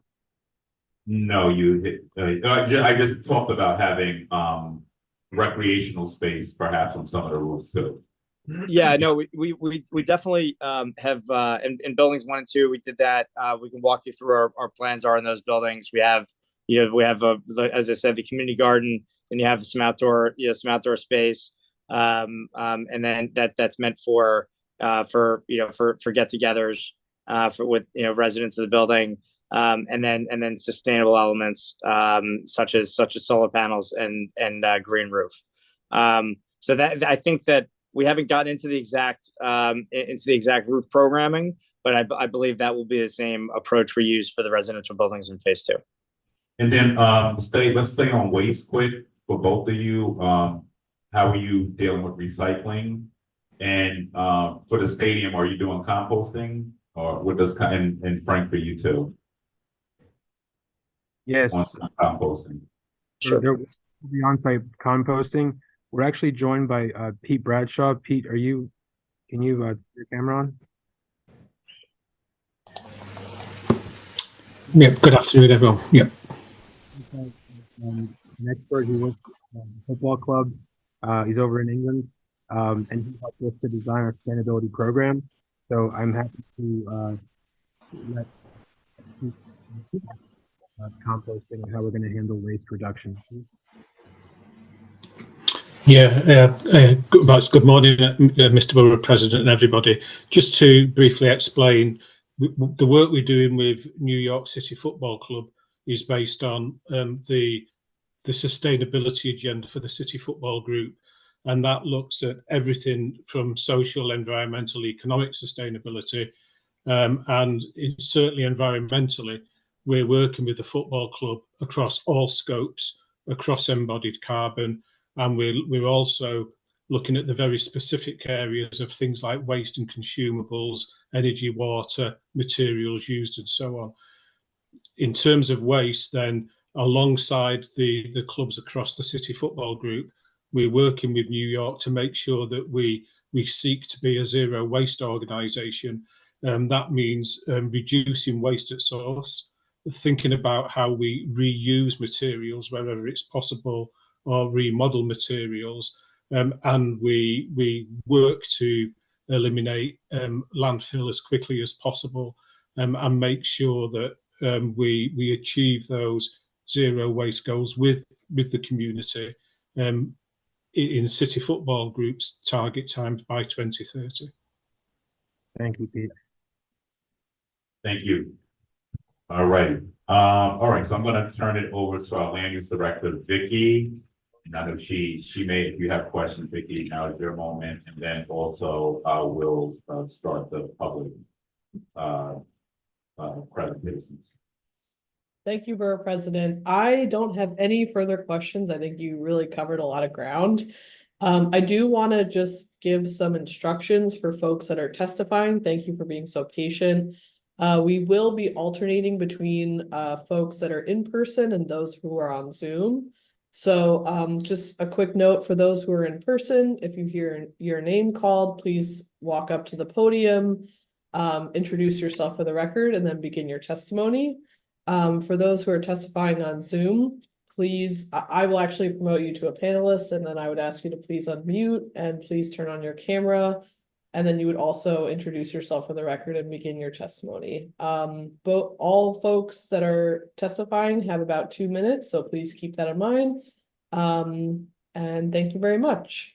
So with that, I'm going to call the first person, Margaret Flanagan, who is in person today.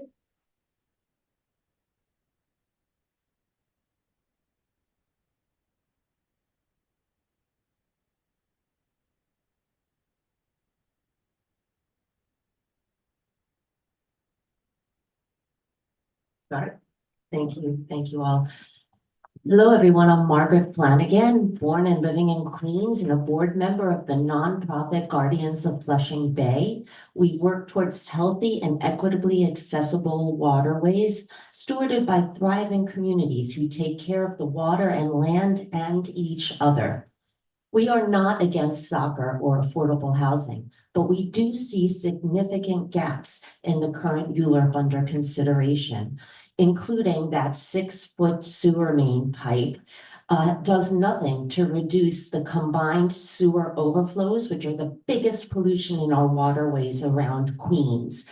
Building a new pipe doesn't help reduce it. We also see problems that the buildings are being raised higher than the floodplain as the way to address flooding, because that just makes flooding worse in the surrounding areas.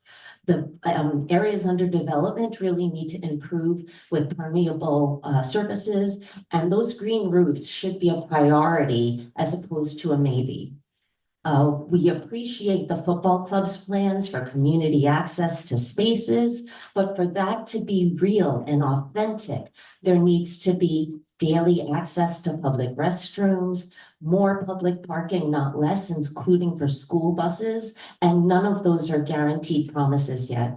And on top of it all, we hear the developer is receiving a 30-year tax break, while the rest of us in Queens will still be paying taxes to cover the services needed on all these new roadways, streets, and buildings. Considering this ULURP needs more to be done right, it should not be approved today. However, Borough President, if you do wish to make an approval, we ask you make that conditional approval and explicitly state that that will be revised to a negative if the conditions of binding community benefits aren't met, that itemized list you mentioned, to include green infrastructure, public space infrastructure. Thank you. Well said, and thank you for mentioning the permeable pavement. That's something. Thank you very much. The next person to testify is on Zoom, Patricio Bravo. You could please unmute and start your camera and introduce yourself.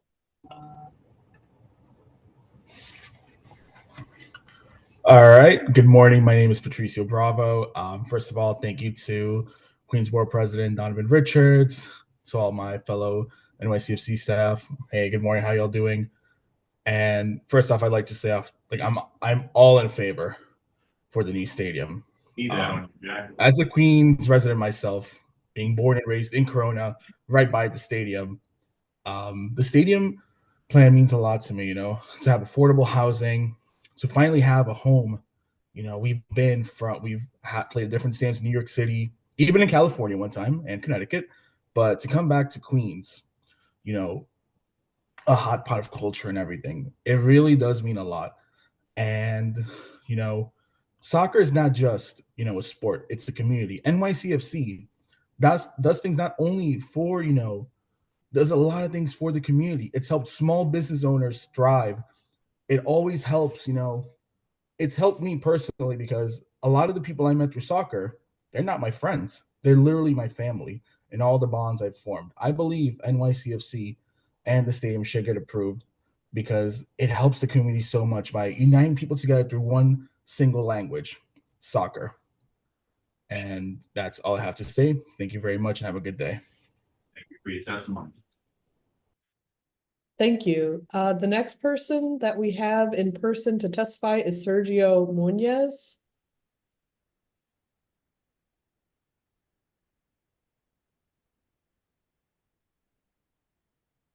Morning, everybody.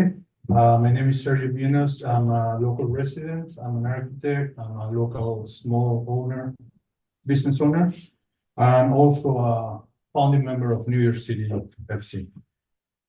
The proposed project for the new community improvements at the stadium is already a positive impact in the community.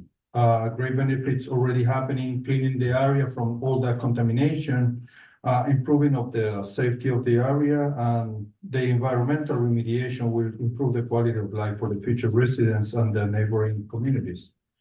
Also, the impact on New York City FC in the community with the club programs. Also, great benefits for the future are thousands of construction and permanent jobs, local hiring practices, local business opportunities, and a big opportunity helping to expedite the new police precinct. The fact that it's a site surrounded by public transportation, the Subway Long Island Railroad, as well as the highway and the airport, it makes a perfect location for a new stadium.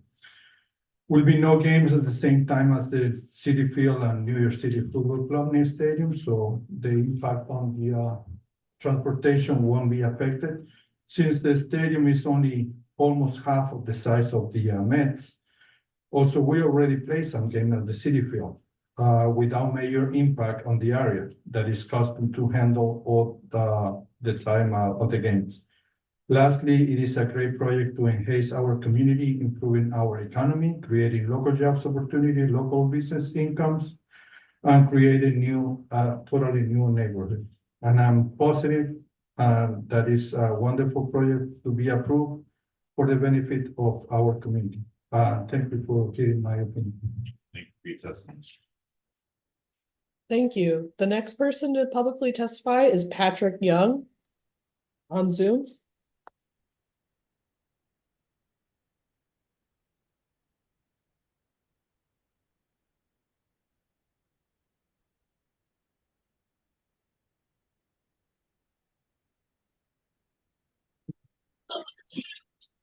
You see me? All right. Hello, how you doing? I was want to let you know I'm truly in support of this wonderful project, NYC, and how it will do and how it will help our community. Two things I would say about this wonderful project. It will help empower our children to have opportunities of activities in our community, to be a part of recreational facilities, open up to the community. The second thing, they will also I would say empower our need of economic development in our community. We're starving, we're in a dry spot, and we're parched with no progress of economic development. And this is an opportunity, along with some other projects that are coming, to provide economic development and development for our community. So desperately needed an opportunity of jobs for our community, because some of our graduate from college and leave our community. And this opportunity that will regain and come back and have jobs for our children when they graduate from college, they can have a good, healthy opportunity of economic development. And so I want to thank this wonderful project coming in our area, and hope that we will support it. I hope it will be approved and be a benefit to East Elmhurst, Corona, Jackson Heights, and all the surrounding communities. Thank you. Thank you very much for your testimony. The next person to testify will be Oscar Garcia in person.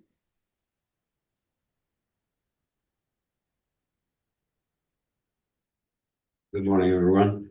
Oscar Garcia, I'm from Whitestone since 1991. So I see all the great changes that happen in our borough, and now this new project coming to Willets Point would be a great help. I'm also a New York City fan, as you can tell, since 2015.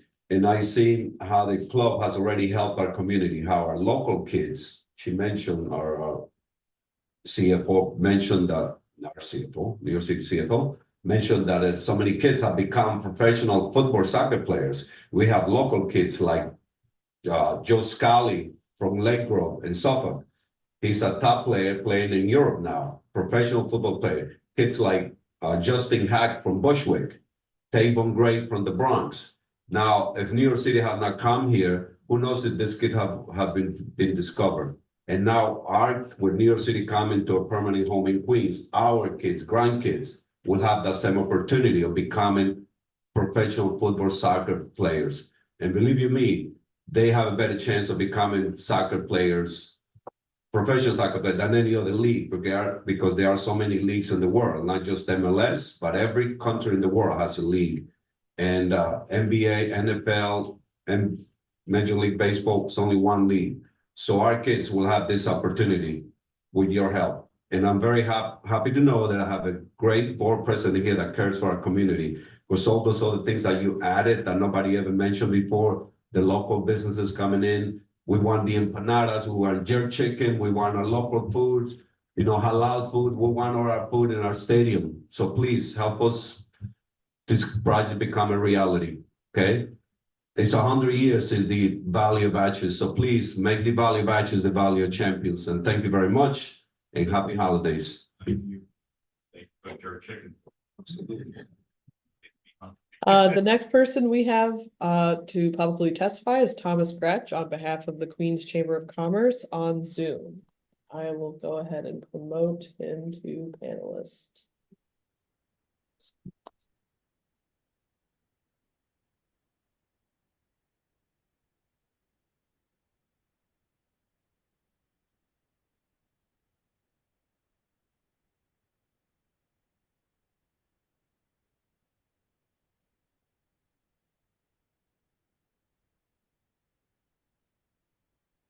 Can you folks hear me? Yes. Okay, thanks. Dear Borough President Richards, staff, and team, greetings and thank you for this opportunity. My name is Tom Gretsch, the President and CEO of the Queens Chamber of Commerce. On behalf of our 1,400 members, representing over 150,000 Queens-based employees, I am testifying with full-throated support of this once-in-a-lifetime opportunity. Willets Point has been a challenge to develop and revitalize for decades, and it shows. However, we now have an opportunity to fix this and bring an incredible project that will provide much-needed affordable housing, the city's first ever soccer-specific stadium, and most importantly, from a chamber perspective, thousands of good-paying jobs and billions in economic opportunity for Queens. We are getting Queens's economy back on track, and projects like this need our full support for that to happen. The Willets Point project will turn the neighborhood into a mixed-use neighborhood with over 2,500 new affordable homes, the largest 100% affordable new construction housing project in New York City in over 40 years. The project will generate over $6 billion in economic impact over 30 years, 1,550 permanent jobs, and 14,000 plus construction jobs, transforming the area around Citi Field and Billie Jean King Tennis Center into the region's, not just New York City's, but the region's premier destination. Moreover, and maybe most importantly from a chamber perspective, New York City Football Club is working closely and is committed to engage and work with the Queens Chamber and all of our members to organize and facilitate a number of hyper-local community outreach programs, such as procurement fairs, job fairs, and workforce training. Further, the Queens Chamber of Commerce outreach will be multilingual and multicultural, so no group is left behind. New York City Football Club Stadium will undoubtedly be the centerpiece. The proposed stadium will be built with 100% union labor, employing residents from Queens and throughout our great city. The club is committed to supporting Queens businesses through localized procurement, and the chamber will be ready to support them in this effort. In the community, the club has proven to be an incredible partner through their grassroots community work. NYCFC already works with many schools and CBOs across the borough and here in Community Board 7 to bring their award-winning free soccer programming to local children and families. The stadium will only benefit our borough and allow New York City Football Club to continue expanding our work and support for Queens. The recent overwhelming CV7 vote in favor of this is testament to the community support. I strongly urge you to approve the Willets Point redevelopment project, and I thank you for your consideration. Thanks to all, and thank you, Borough President Richards. Thank you, Tom. Yes, thank you. The next person we have publicly testifying in person is Jonathan Salas, or Salas, rather.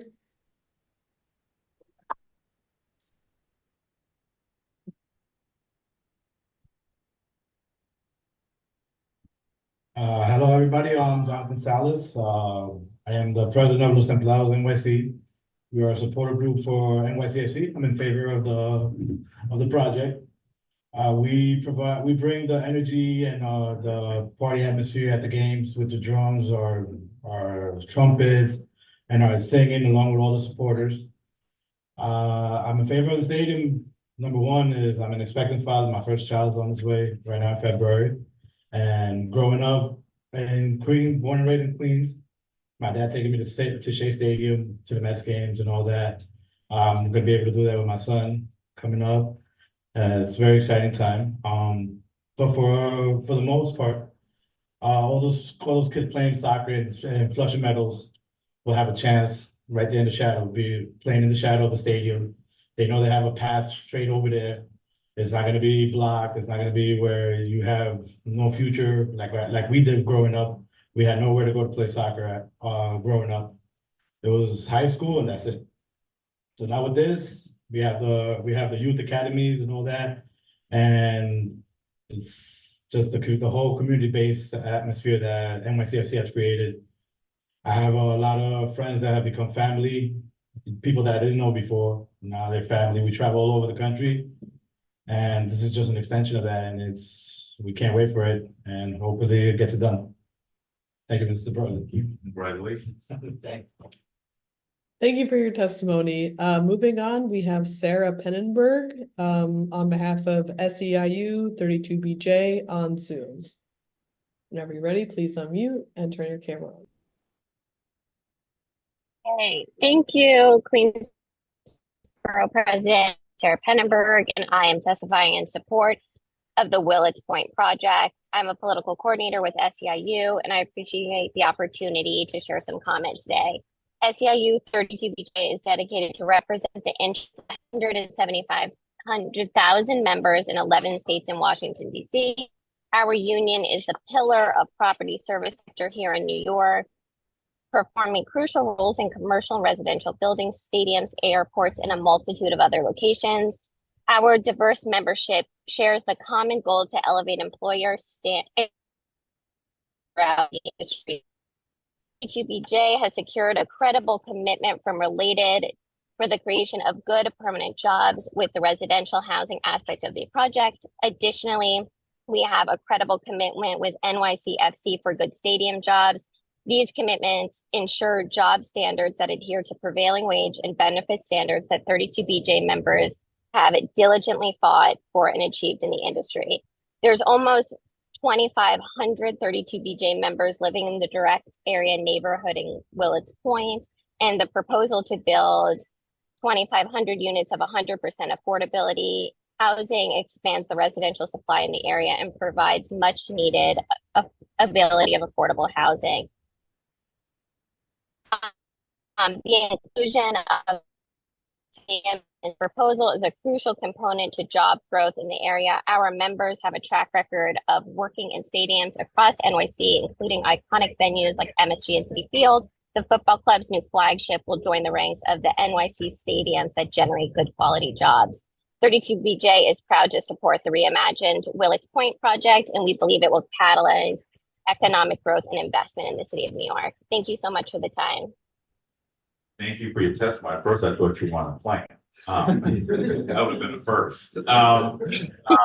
Just say, 32BJ is a trusted partner. I just want to stress the importance of making sure that as these opportunities arise, that we're really doing that true outreach, as I know you do, in communities like Corona, Jackson Heights, East Elmhurst, and I know a lot of your membership come from this neighborhood. But as we talk about expanding it, the importance of making sure that we bring people into the middle class, which I know you're a trusted partner. So thank you for your testimony. Thank you so much. The next person to publicly testify is Zan Cambiero in person.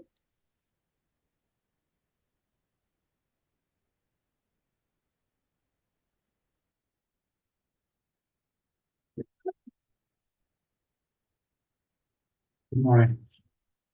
My name is Zan Cambiero. I've been running youth soccer programs in Queens for 36 years. And I was also during that time an educator with the New York City Department of Education, all of those years, 31 years in Queens. Currently, I'm working with over 100 kids from 3 Flushing high schools. New York City has been supporting our soccer program since the inaugural season in 2015.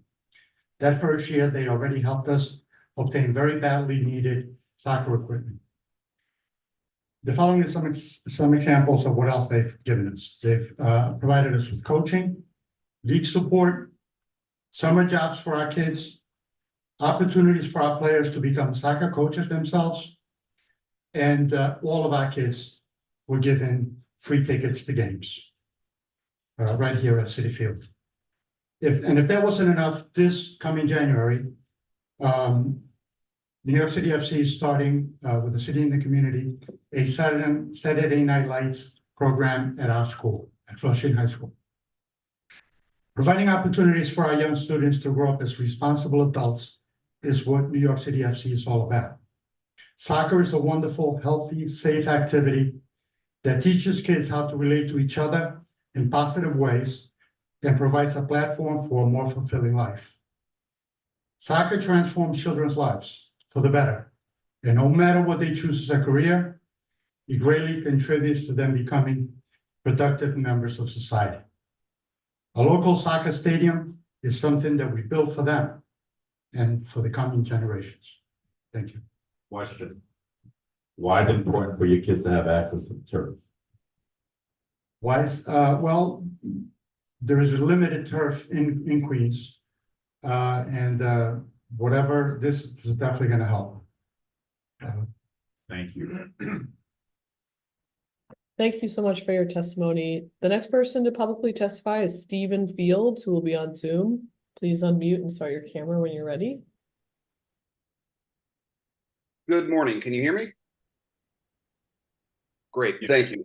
Good morning, Mr. Borough President, and good morning, everybody else on this call and in this meeting. My name is Stephen Fields. I am a native son of Bay Terrace.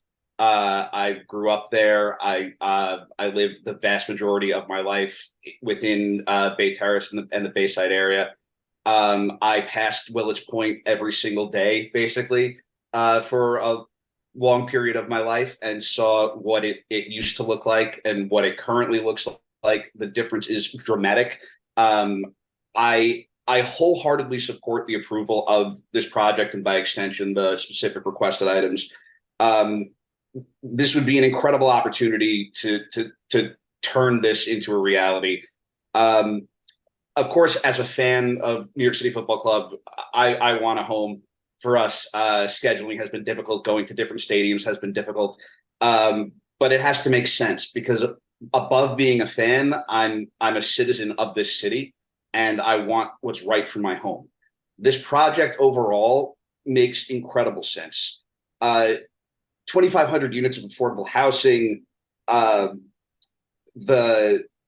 Most importantly, what I did see in there, and I wasn't aware of before, was almost 350 units between the two phases set aside for specifically for housing the currently unhoused. I think that is an incredible thing and would do a lot to solve some of the housing problems that we have in this city.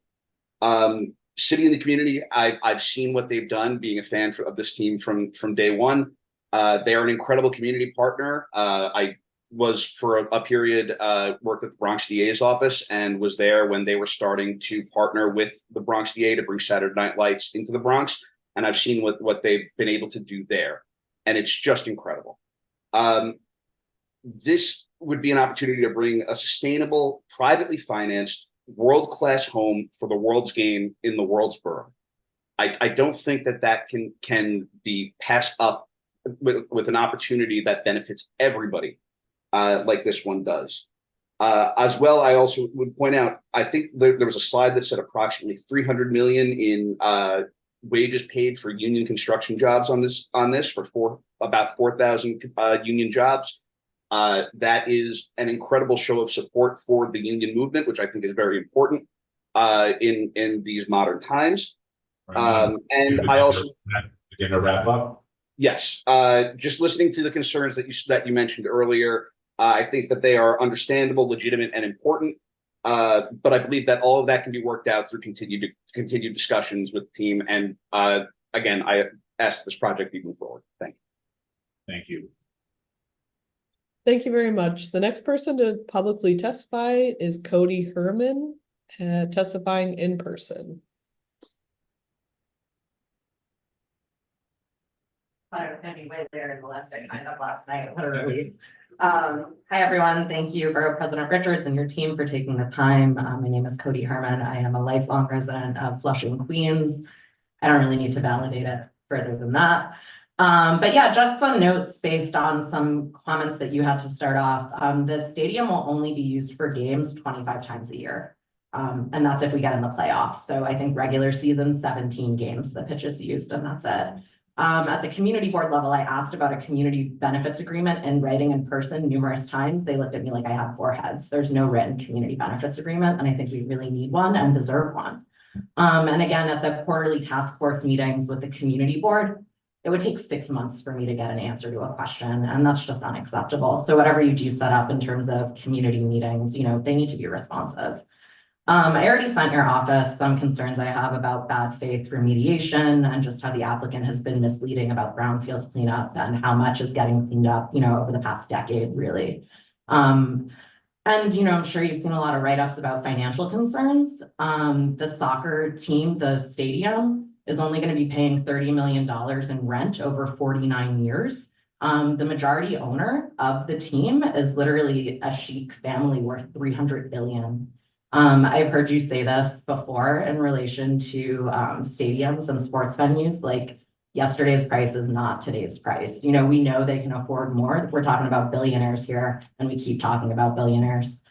Really, you know, they're not paying property tax. Homeowners like my family in Northeast Queens and in Southeast Queens, you know, these types of neighborhoods, we pay so much in property tax, and it really hurts again and again to see these billionaires get these like mega breaks. You know, it's really disheartening, and it sucks to see.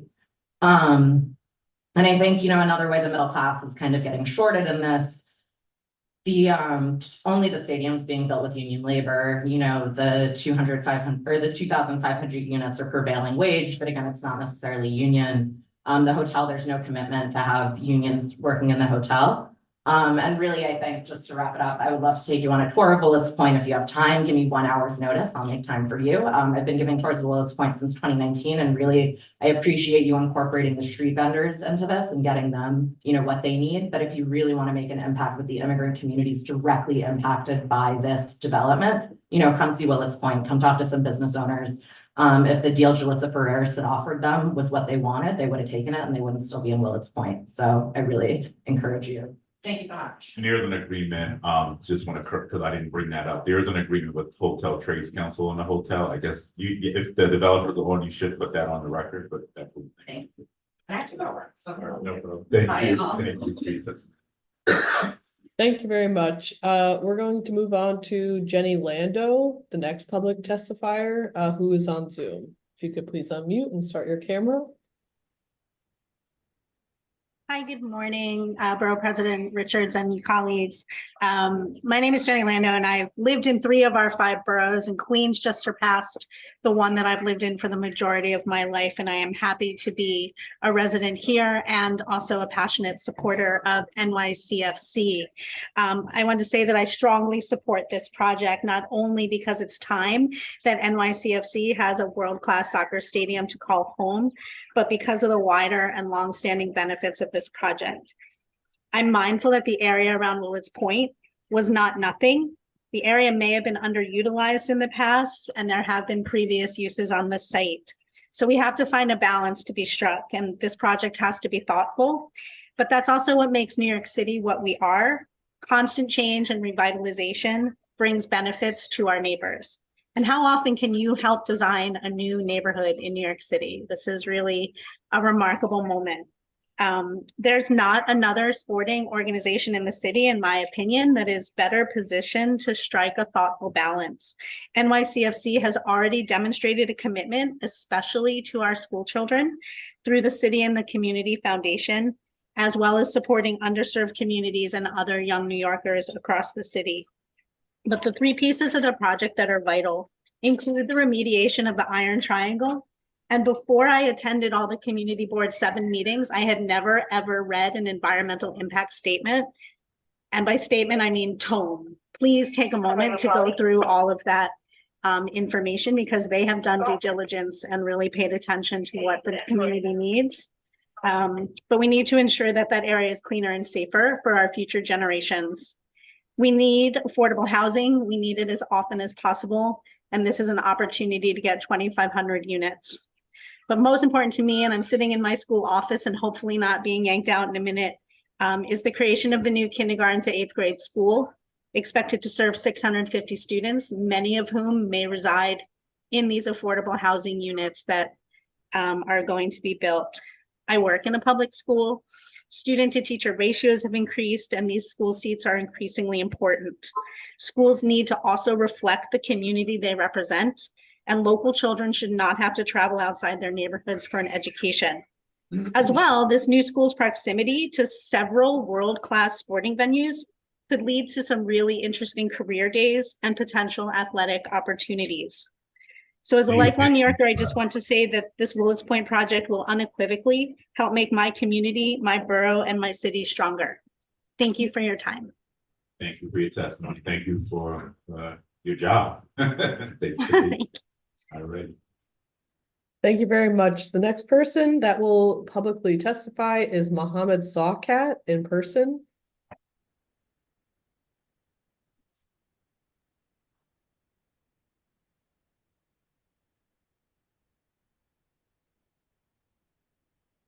Hi everyone, my name is Mohammed, and I've lived in Queens for about 13 years now. I came here to America from Bangladesh when I was 10, and I've lived in Queens for my whole life.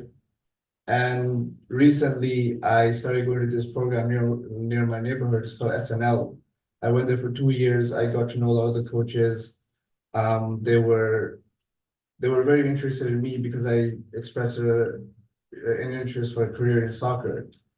And they told me, you could become a coach. You can help kids play soccer and teach them, skills. So I signed up for the CITC department this May. And from what I've seen, that the work they do is amazing. They inspire so many kids, and so many people like me who are young, who don't have like a specific career choice to go to, and they give us a job, they give us guidance on what to do, and if we ever need them, they're always there for me, and they're always there for the people. And what I noticed is that when we have community events, is that we don't have a centralized location. For the community club, it's always in Queens, but we have to make sure that the area, the park is safe for the kids, and sometimes that takes a lot of work. We also have programs in Bronx and Manhattan, but it's just not centralized, and most of the kids have to usually travel to different boroughs, especially if they're in Queens. So if we have the stadium and the CITC headquarters in Queens, I feel like it's very, very helpful to everybody to have a centralized location to go there and just have a home. Because right now CITC we don't have a home, but we still try our best to work with what we have. And I feel like if we did have a centralized location, our work would quadruple, especially because of the way they're recruiting kids like us. They're really putting their trust in me and the people around in this community. So I really appreciate that. And I think that in the future that this could definitely help them increase that. Thank you so much, everyone. Thank you for your testimony. Thank you so much. The next person to testify is Jennifer Quezada on Zoom. If you could please unmute and start your camera. Alrighty. Hi, good morning. Buenos dias. My name is Jennifer Quesada. I am the founder and CEO of Digital Moda in a small business, and I am in support of this project. I have worked alongside NYCFC as a small business and for the community. When they say they really are for the city, they really are for the city and by the city. My company entails in creating and producing garment work for businesses of all ranges. And when the pandemic hit back in 2020, I personally was affected as a CUNY student, as my last semester was ending that semester, and as well as my mom being a first responder and being in the front lines of it. As a small business, my employees as well were being affected, and we switched operations from garment work to PPEs. We worked alongside the tri-state area, New Jersey, Connecticut, and New York. And I was so honored when NYCFC reached out to our business to creating their jerseys into PPEs. They're about sustainability and finding ways to help the community out with every resource that they have, even down to their jerseys, as we stitched and made everything in the factory to make it as a PPE. We had the tools. We were able to provide it, as NYCFC was right alongside making sure those timelines were met. We made sure the community received those PPEs alongside NYCFC and making sure that we are bringing unity even by our homes. Of course, I was in person at the factory with my parents, and as the first generation of American Ecuadorian, my parents' dream when they got to this country was to help the community. And I'm still living through that, through their dreams, as I'm helping the community out with NYCFC. This is a long-term community partnership, not just with my small business being a success story, but multiple small businesses as well, as they have grants and helping other small businesses. I understand that Queens is made up of small businesses, and that is the stitch and foundation of what New York City is about, small businesses. And NYCFC has made sure that they have entailed that into their product, into their community, into their morals. So, as well, that being said, they are going to continue on with helping that sustainability. I have spoken at the UN in 2018 as a student in CUNY about sustainability with a lot of members in the UN and as well at CUNY. So I have helped myself. Do a wrap up, please. Alrighty, sorry about that. It's an honor, and I'm for this project. NYCFC is for this project, and as an NYCFC supporter as well, I am for this project. Thank you, everyone. Thank you. Thank you very much. The next person to publicly testify is Elizabeth Haas in person. She's not going to testify, so we'll move on to the next in person. Okay, sure. The next person in person is Chelsea Socius.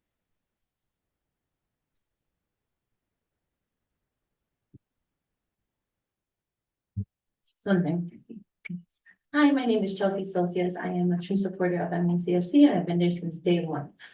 Of course, I'm part of Los Templados too. I've been playing the drums since I was 17 and going on forward. I do support this stadium program.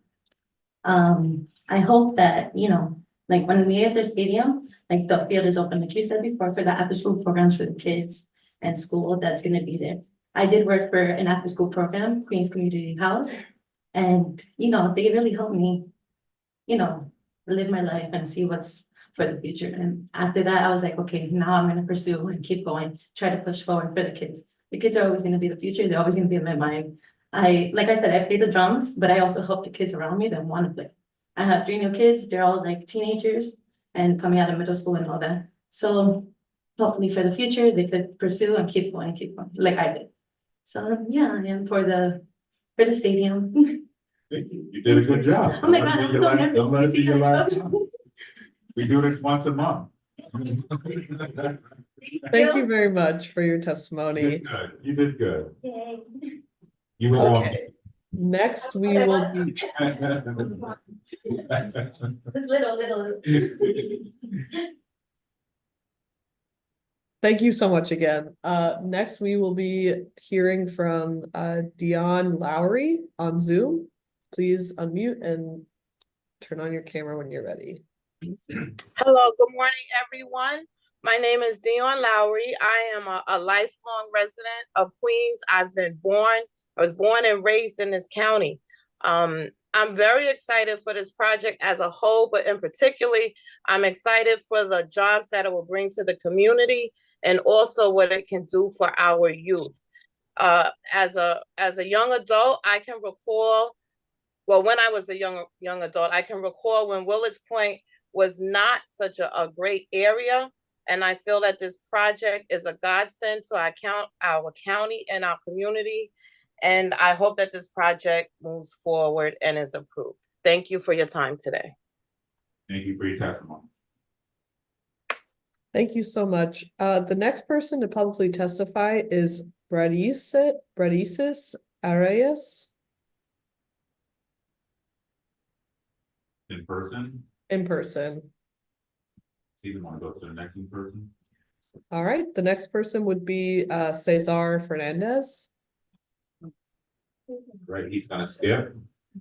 Okay, Mr. Greg Palmer. Nope. Okay. And Jean-Luc De Castro. That's the last person I have in person testifying. He's being shy, he doesn't want to testify. He got his jersey on. No worries. That's fine, no worries. So then the next person would be. You muted yourself. Oops, the next person is Ari Espinal. I'm going to promote them to panelists. Please turn your camera on and your mic on when you're ready.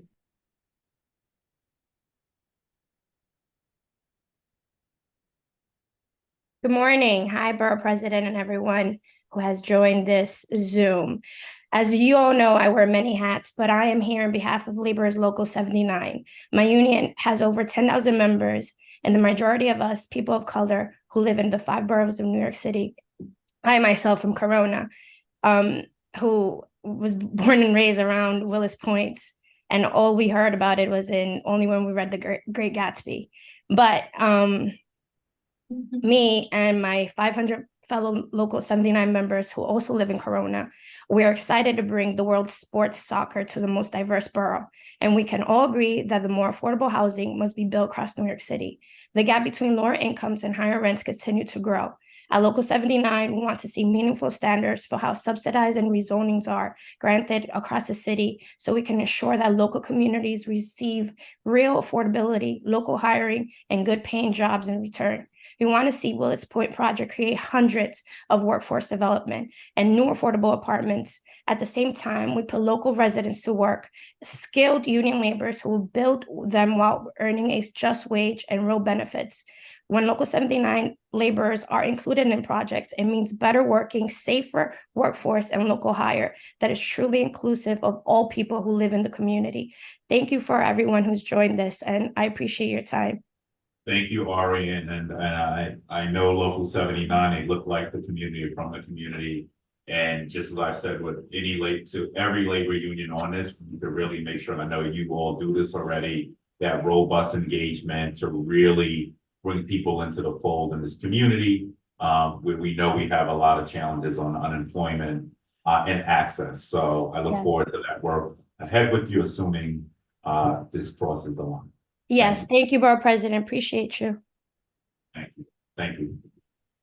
Thank you. The next person to publicly testify on Zoom is Elliot Montalvan,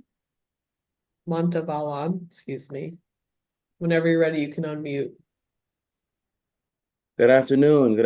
Montalvan. Good afternoon. Good afternoon. Thank you, Borough President, for giving me the opportunity to speak. And thank you for NYCFC for extending the invite so that I can have the opportunity to speak. I am one of the leaderships for Los Templados, a supporter group as well as I am the president of an officially recognized supporters group for U.S. Soccer Federation called Borough 76. I wanted to touch upon a few things that was mentioned in this meeting. One of the things that the borough president had talked about was wanting to know about community-based organizations and after-school programs in the city or in the area of Willets Point. We as Los Templados are super excited to work with City in the Community, which is the community service initiative for NYCFC, to be able to provide those community-based organizations and to be able to provide those after-school programs that you seek to have in the future in this area. So if that helps to add a number to community liaisons and community-based organizations, you can count on Los Templados to help in that aspect. The other thing that the borough president had mentioned was having a Queens borough or a Queens specific diverse kind of identity, specifically as it pertains to food and beverage. But us as Los Templados, we are super diverse. We're very cultural. Our group is predominantly Queens based. So we are a wonderful asset to be used to be able to express that culture and identity that you so desire for this community, which this community greatly needs. One of the things that was mentioned at the community board meetings was the need for a police precinct. Myself as a first responder paramedic, I've worked in the city of New York, and I know the importance of having police and safety 911 services available to all the communities of Queens and in and around the city of New York. So I think that is a wonderful amendment to have, and I look forward to hopefully being able to work out there too and helping the community. Last but not least, this community or this project as a whole helps with being family oriented. At a time right now where New York City is divided, the long-term ramifications of this project will help to create the community, but not so much community, more family. Imagine the amount of generations of people that will come together to watch games, to go to events, to be in the community. Jyoti has said that he has a kid coming soon. I have 2 boys myself that I bring to the games. So this is a wonderful opportunity for families to get together. And because of all of this, I am in support of this project. Thank you again very much, Mr. Borough President. I hope that this can get done, and go NYCFC. Thank you. And if you could connect with Vicky offline, I'm definitely interested in some of the work that you may be doing already. We have a nonprofit network here, so certainly interested in learning a little bit more. All right, perfect. Wonderful. I'll be in collaboration with New York City Football Club, and we'll talk and collaborate. Thank you. Thank you. Great, thank you so much. The next person to publicly testify is Evan Hooks. Please unmute and turn on your camera when you're ready. Hello, good afternoon. My name is Evan Hooks. I'm a local resident. I'm definitely in support of the Willets Point Stadium project. I think it would bring a lot of jobs to the area. And Queens is the world's borough, so I think there's no better place for it. Thank you. Thank you. Where do you live in Queens? East Elmhurst. All right, thank you. Thank you. The next person to publicly testify is Patrick Shields. If you could please turn on your camera and your mic. Hi, I've lost my audio connection to hear you. Am I up? I'm Patrick Shields. You're good. You're good. Okay, thank you. And you can hear me okay. Thank you, Mr. Borough President, and thank you, colleagues in Queens, for having us. I'm a 40-year resident of New York City and a longtime lover of visiting Queens. So in that respect, I would like to say, before I begin my comments, take my money. We will appreciate coming to spend it there on everything from hopefully You're saying that out loud right now. stadium to the stadium itself. I am a proud union member. I'm SAG-AFTRA and Equity. I live in the Manhattan Plaza housing complex, which many of you may know. And it was my union membership that got me into that complex. So I would like to say this, and it is a related building, just to be clear, that I am here because of my union membership, and therefore on behalf of all of my union construction trades colleagues, SEIU, 32BJ, et cetera, who I look forward to seeing working on this new project. Not just the arena, although I am an NYCFC supporter, but I do consider myself a New York City resident first and an NYCFC supporter second. So I do support things like clean public bathrooms and bioswale and other remediation issues that I hope come to pass in the project.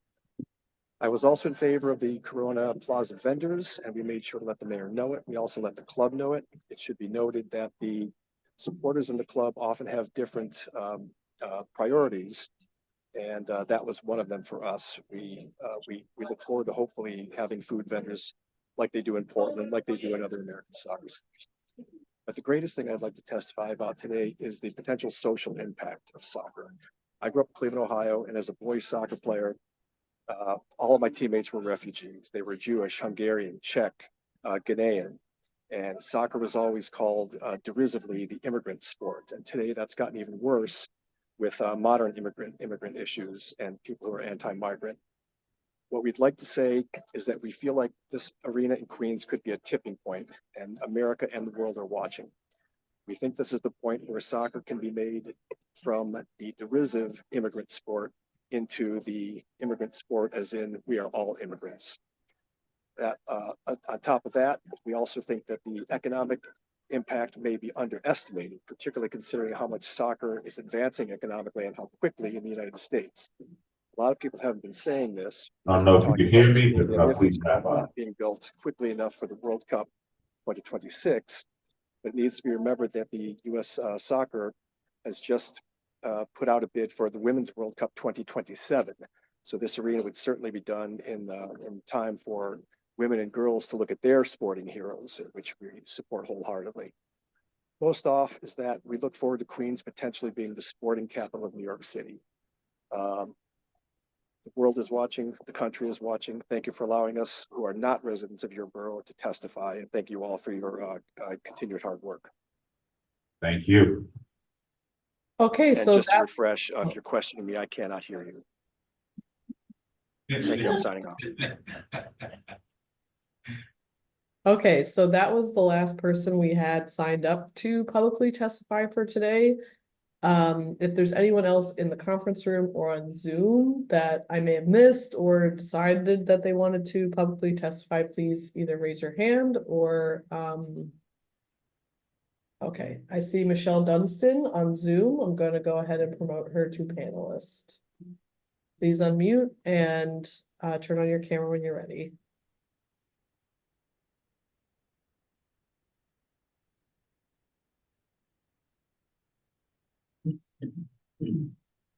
My mute is on. Good afternoon. Hi, Queensborough President and everyone in attendance. I am Michelle Dunstan, and I'm the district leader for the Assembly District 35, Part B.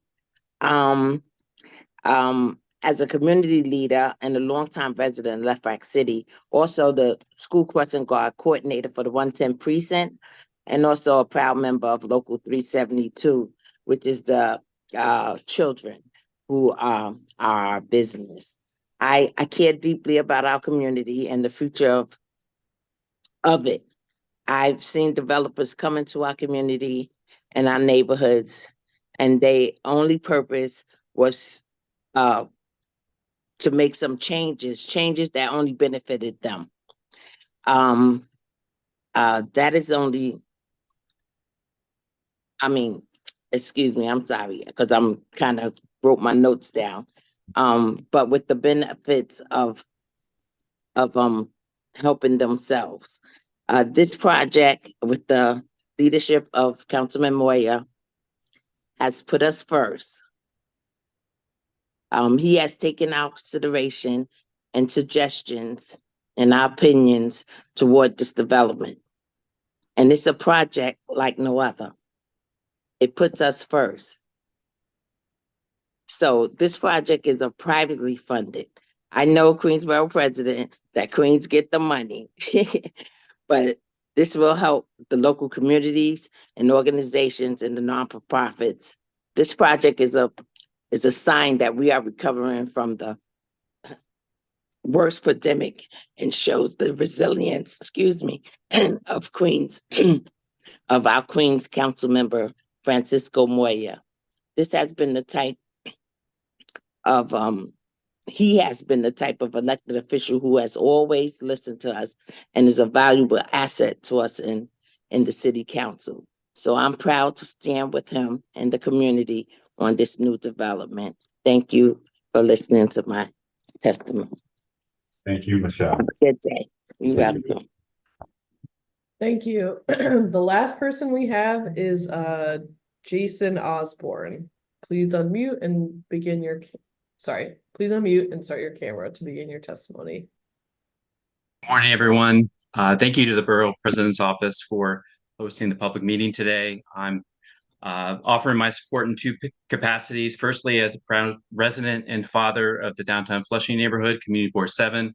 And secondly, on behalf of Community Preservation Corporation, which is a nonprofit affordable housing community revitalization company. And I've been personally financing affordable housing in the city for the past 10 years. Borough President may be familiar with the Mitchell-Lama portfolio. I've had the pleasure of working in Nordac Apartments, which received the largest Sandy Build-A-Back grant to maintain long-term affordability and resiliency. But now continuing my work with CPC. We also worked with Elmcore, who you gave a shout out to as a Queen-based nonprofit. Samaritan Daytop Village is another good example of a Queen-based nonprofit, and there are many others. So thank you for forming the task force to represent nonprofits and their support of this project. I'm also here as a father, as I mentioned. My son is 4 years old. He participates in the New York City kids soccer program for the last 2 years. Currently applying for kindergartens in the PS20, PS244 areas.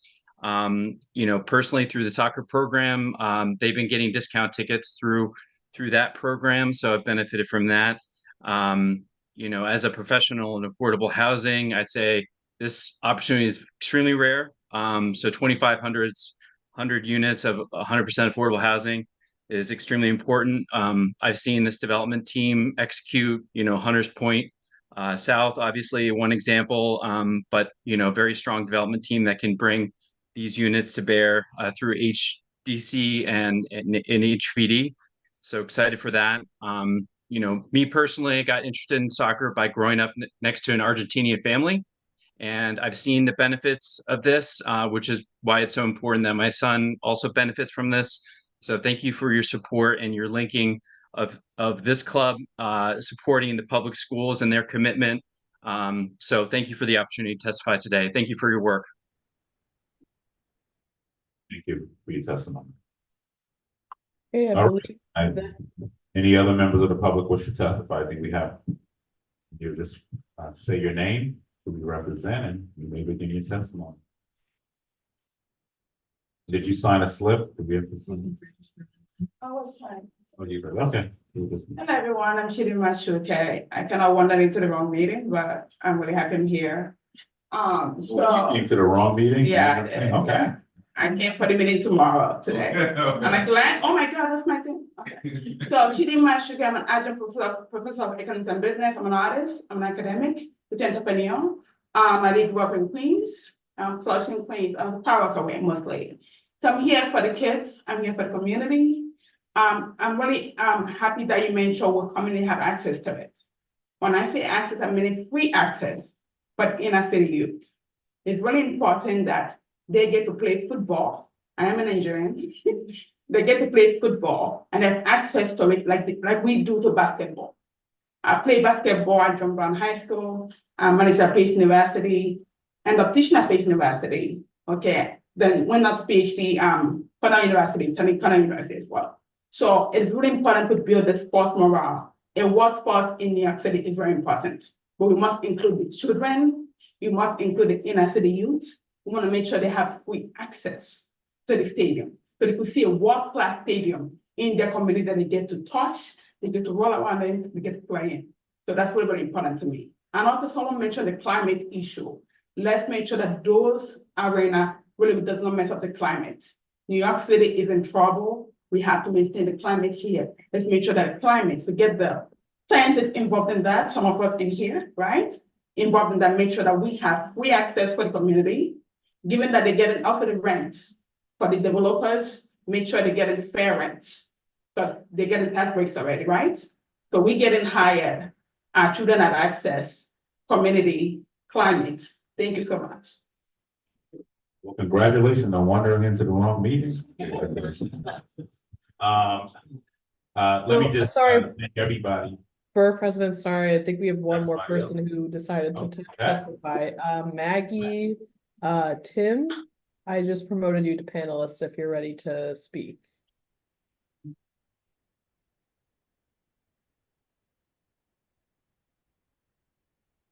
There we go. Yes, thank you so much. Thank you to the Borough President. My name is Maggie Tim. I'm in full support of this stadium. I'm someone who, was raised in Queens, and I'm also a soccer agent, so I'm definitely in support of it. And thank you guys so much. Oh, you hit the jackpot. Yeah, get to go to games at home, right? Close to home, so. Exactly. All right, well, I want to thank the development team. I want to thank everybody who testified, whether you testified for or against this project today. This is part of the democratic process. I really appreciate all the foresight and insight each and every one of you have given on a day like this. My goal as the borough president is to always get to a yes. However, we will never sacrifice the community in that initiative in trying to get there. So it is our goal to work with this team over the course leading up to our final recommendation to really dig in deep and to get serious about making sure things are in writing and that the commitments are as ironclad as I can make them before they get to the city council, knowing that the city council will certainly have room to work on this as well. So I just want to say to the developers today, thank you. Some of you I've worked with in the past on other projects. My conversation doesn't shift. The goal is to make sure that we're also scoring a goal, not just in the stadium, but for the community. That's our intention here. I don't want to get messy. Got that? Y'all got the messy term? All right. I want Messi to play here, but that will be on y'all. So I look forward to working with you over the course of the next few weeks. And once again, it is my hope that we get serious. Another holidays are upon us. Let's get serious really fast so that we can try to have a positive outcome here. With that being said, thank you all for showing up. Our next scheduled land use hearing is on January 11th. Whoa, the new year, 2024 at 9:30 a.m. So don't be shy in joining us again. It was your first time testifying. You're more than welcome to come back and spend every month with us testifying, if you wish. With that being said, have a great holiday season. Most of all, be safe, and God bless you. Thank you. See you in a new week. Thank you.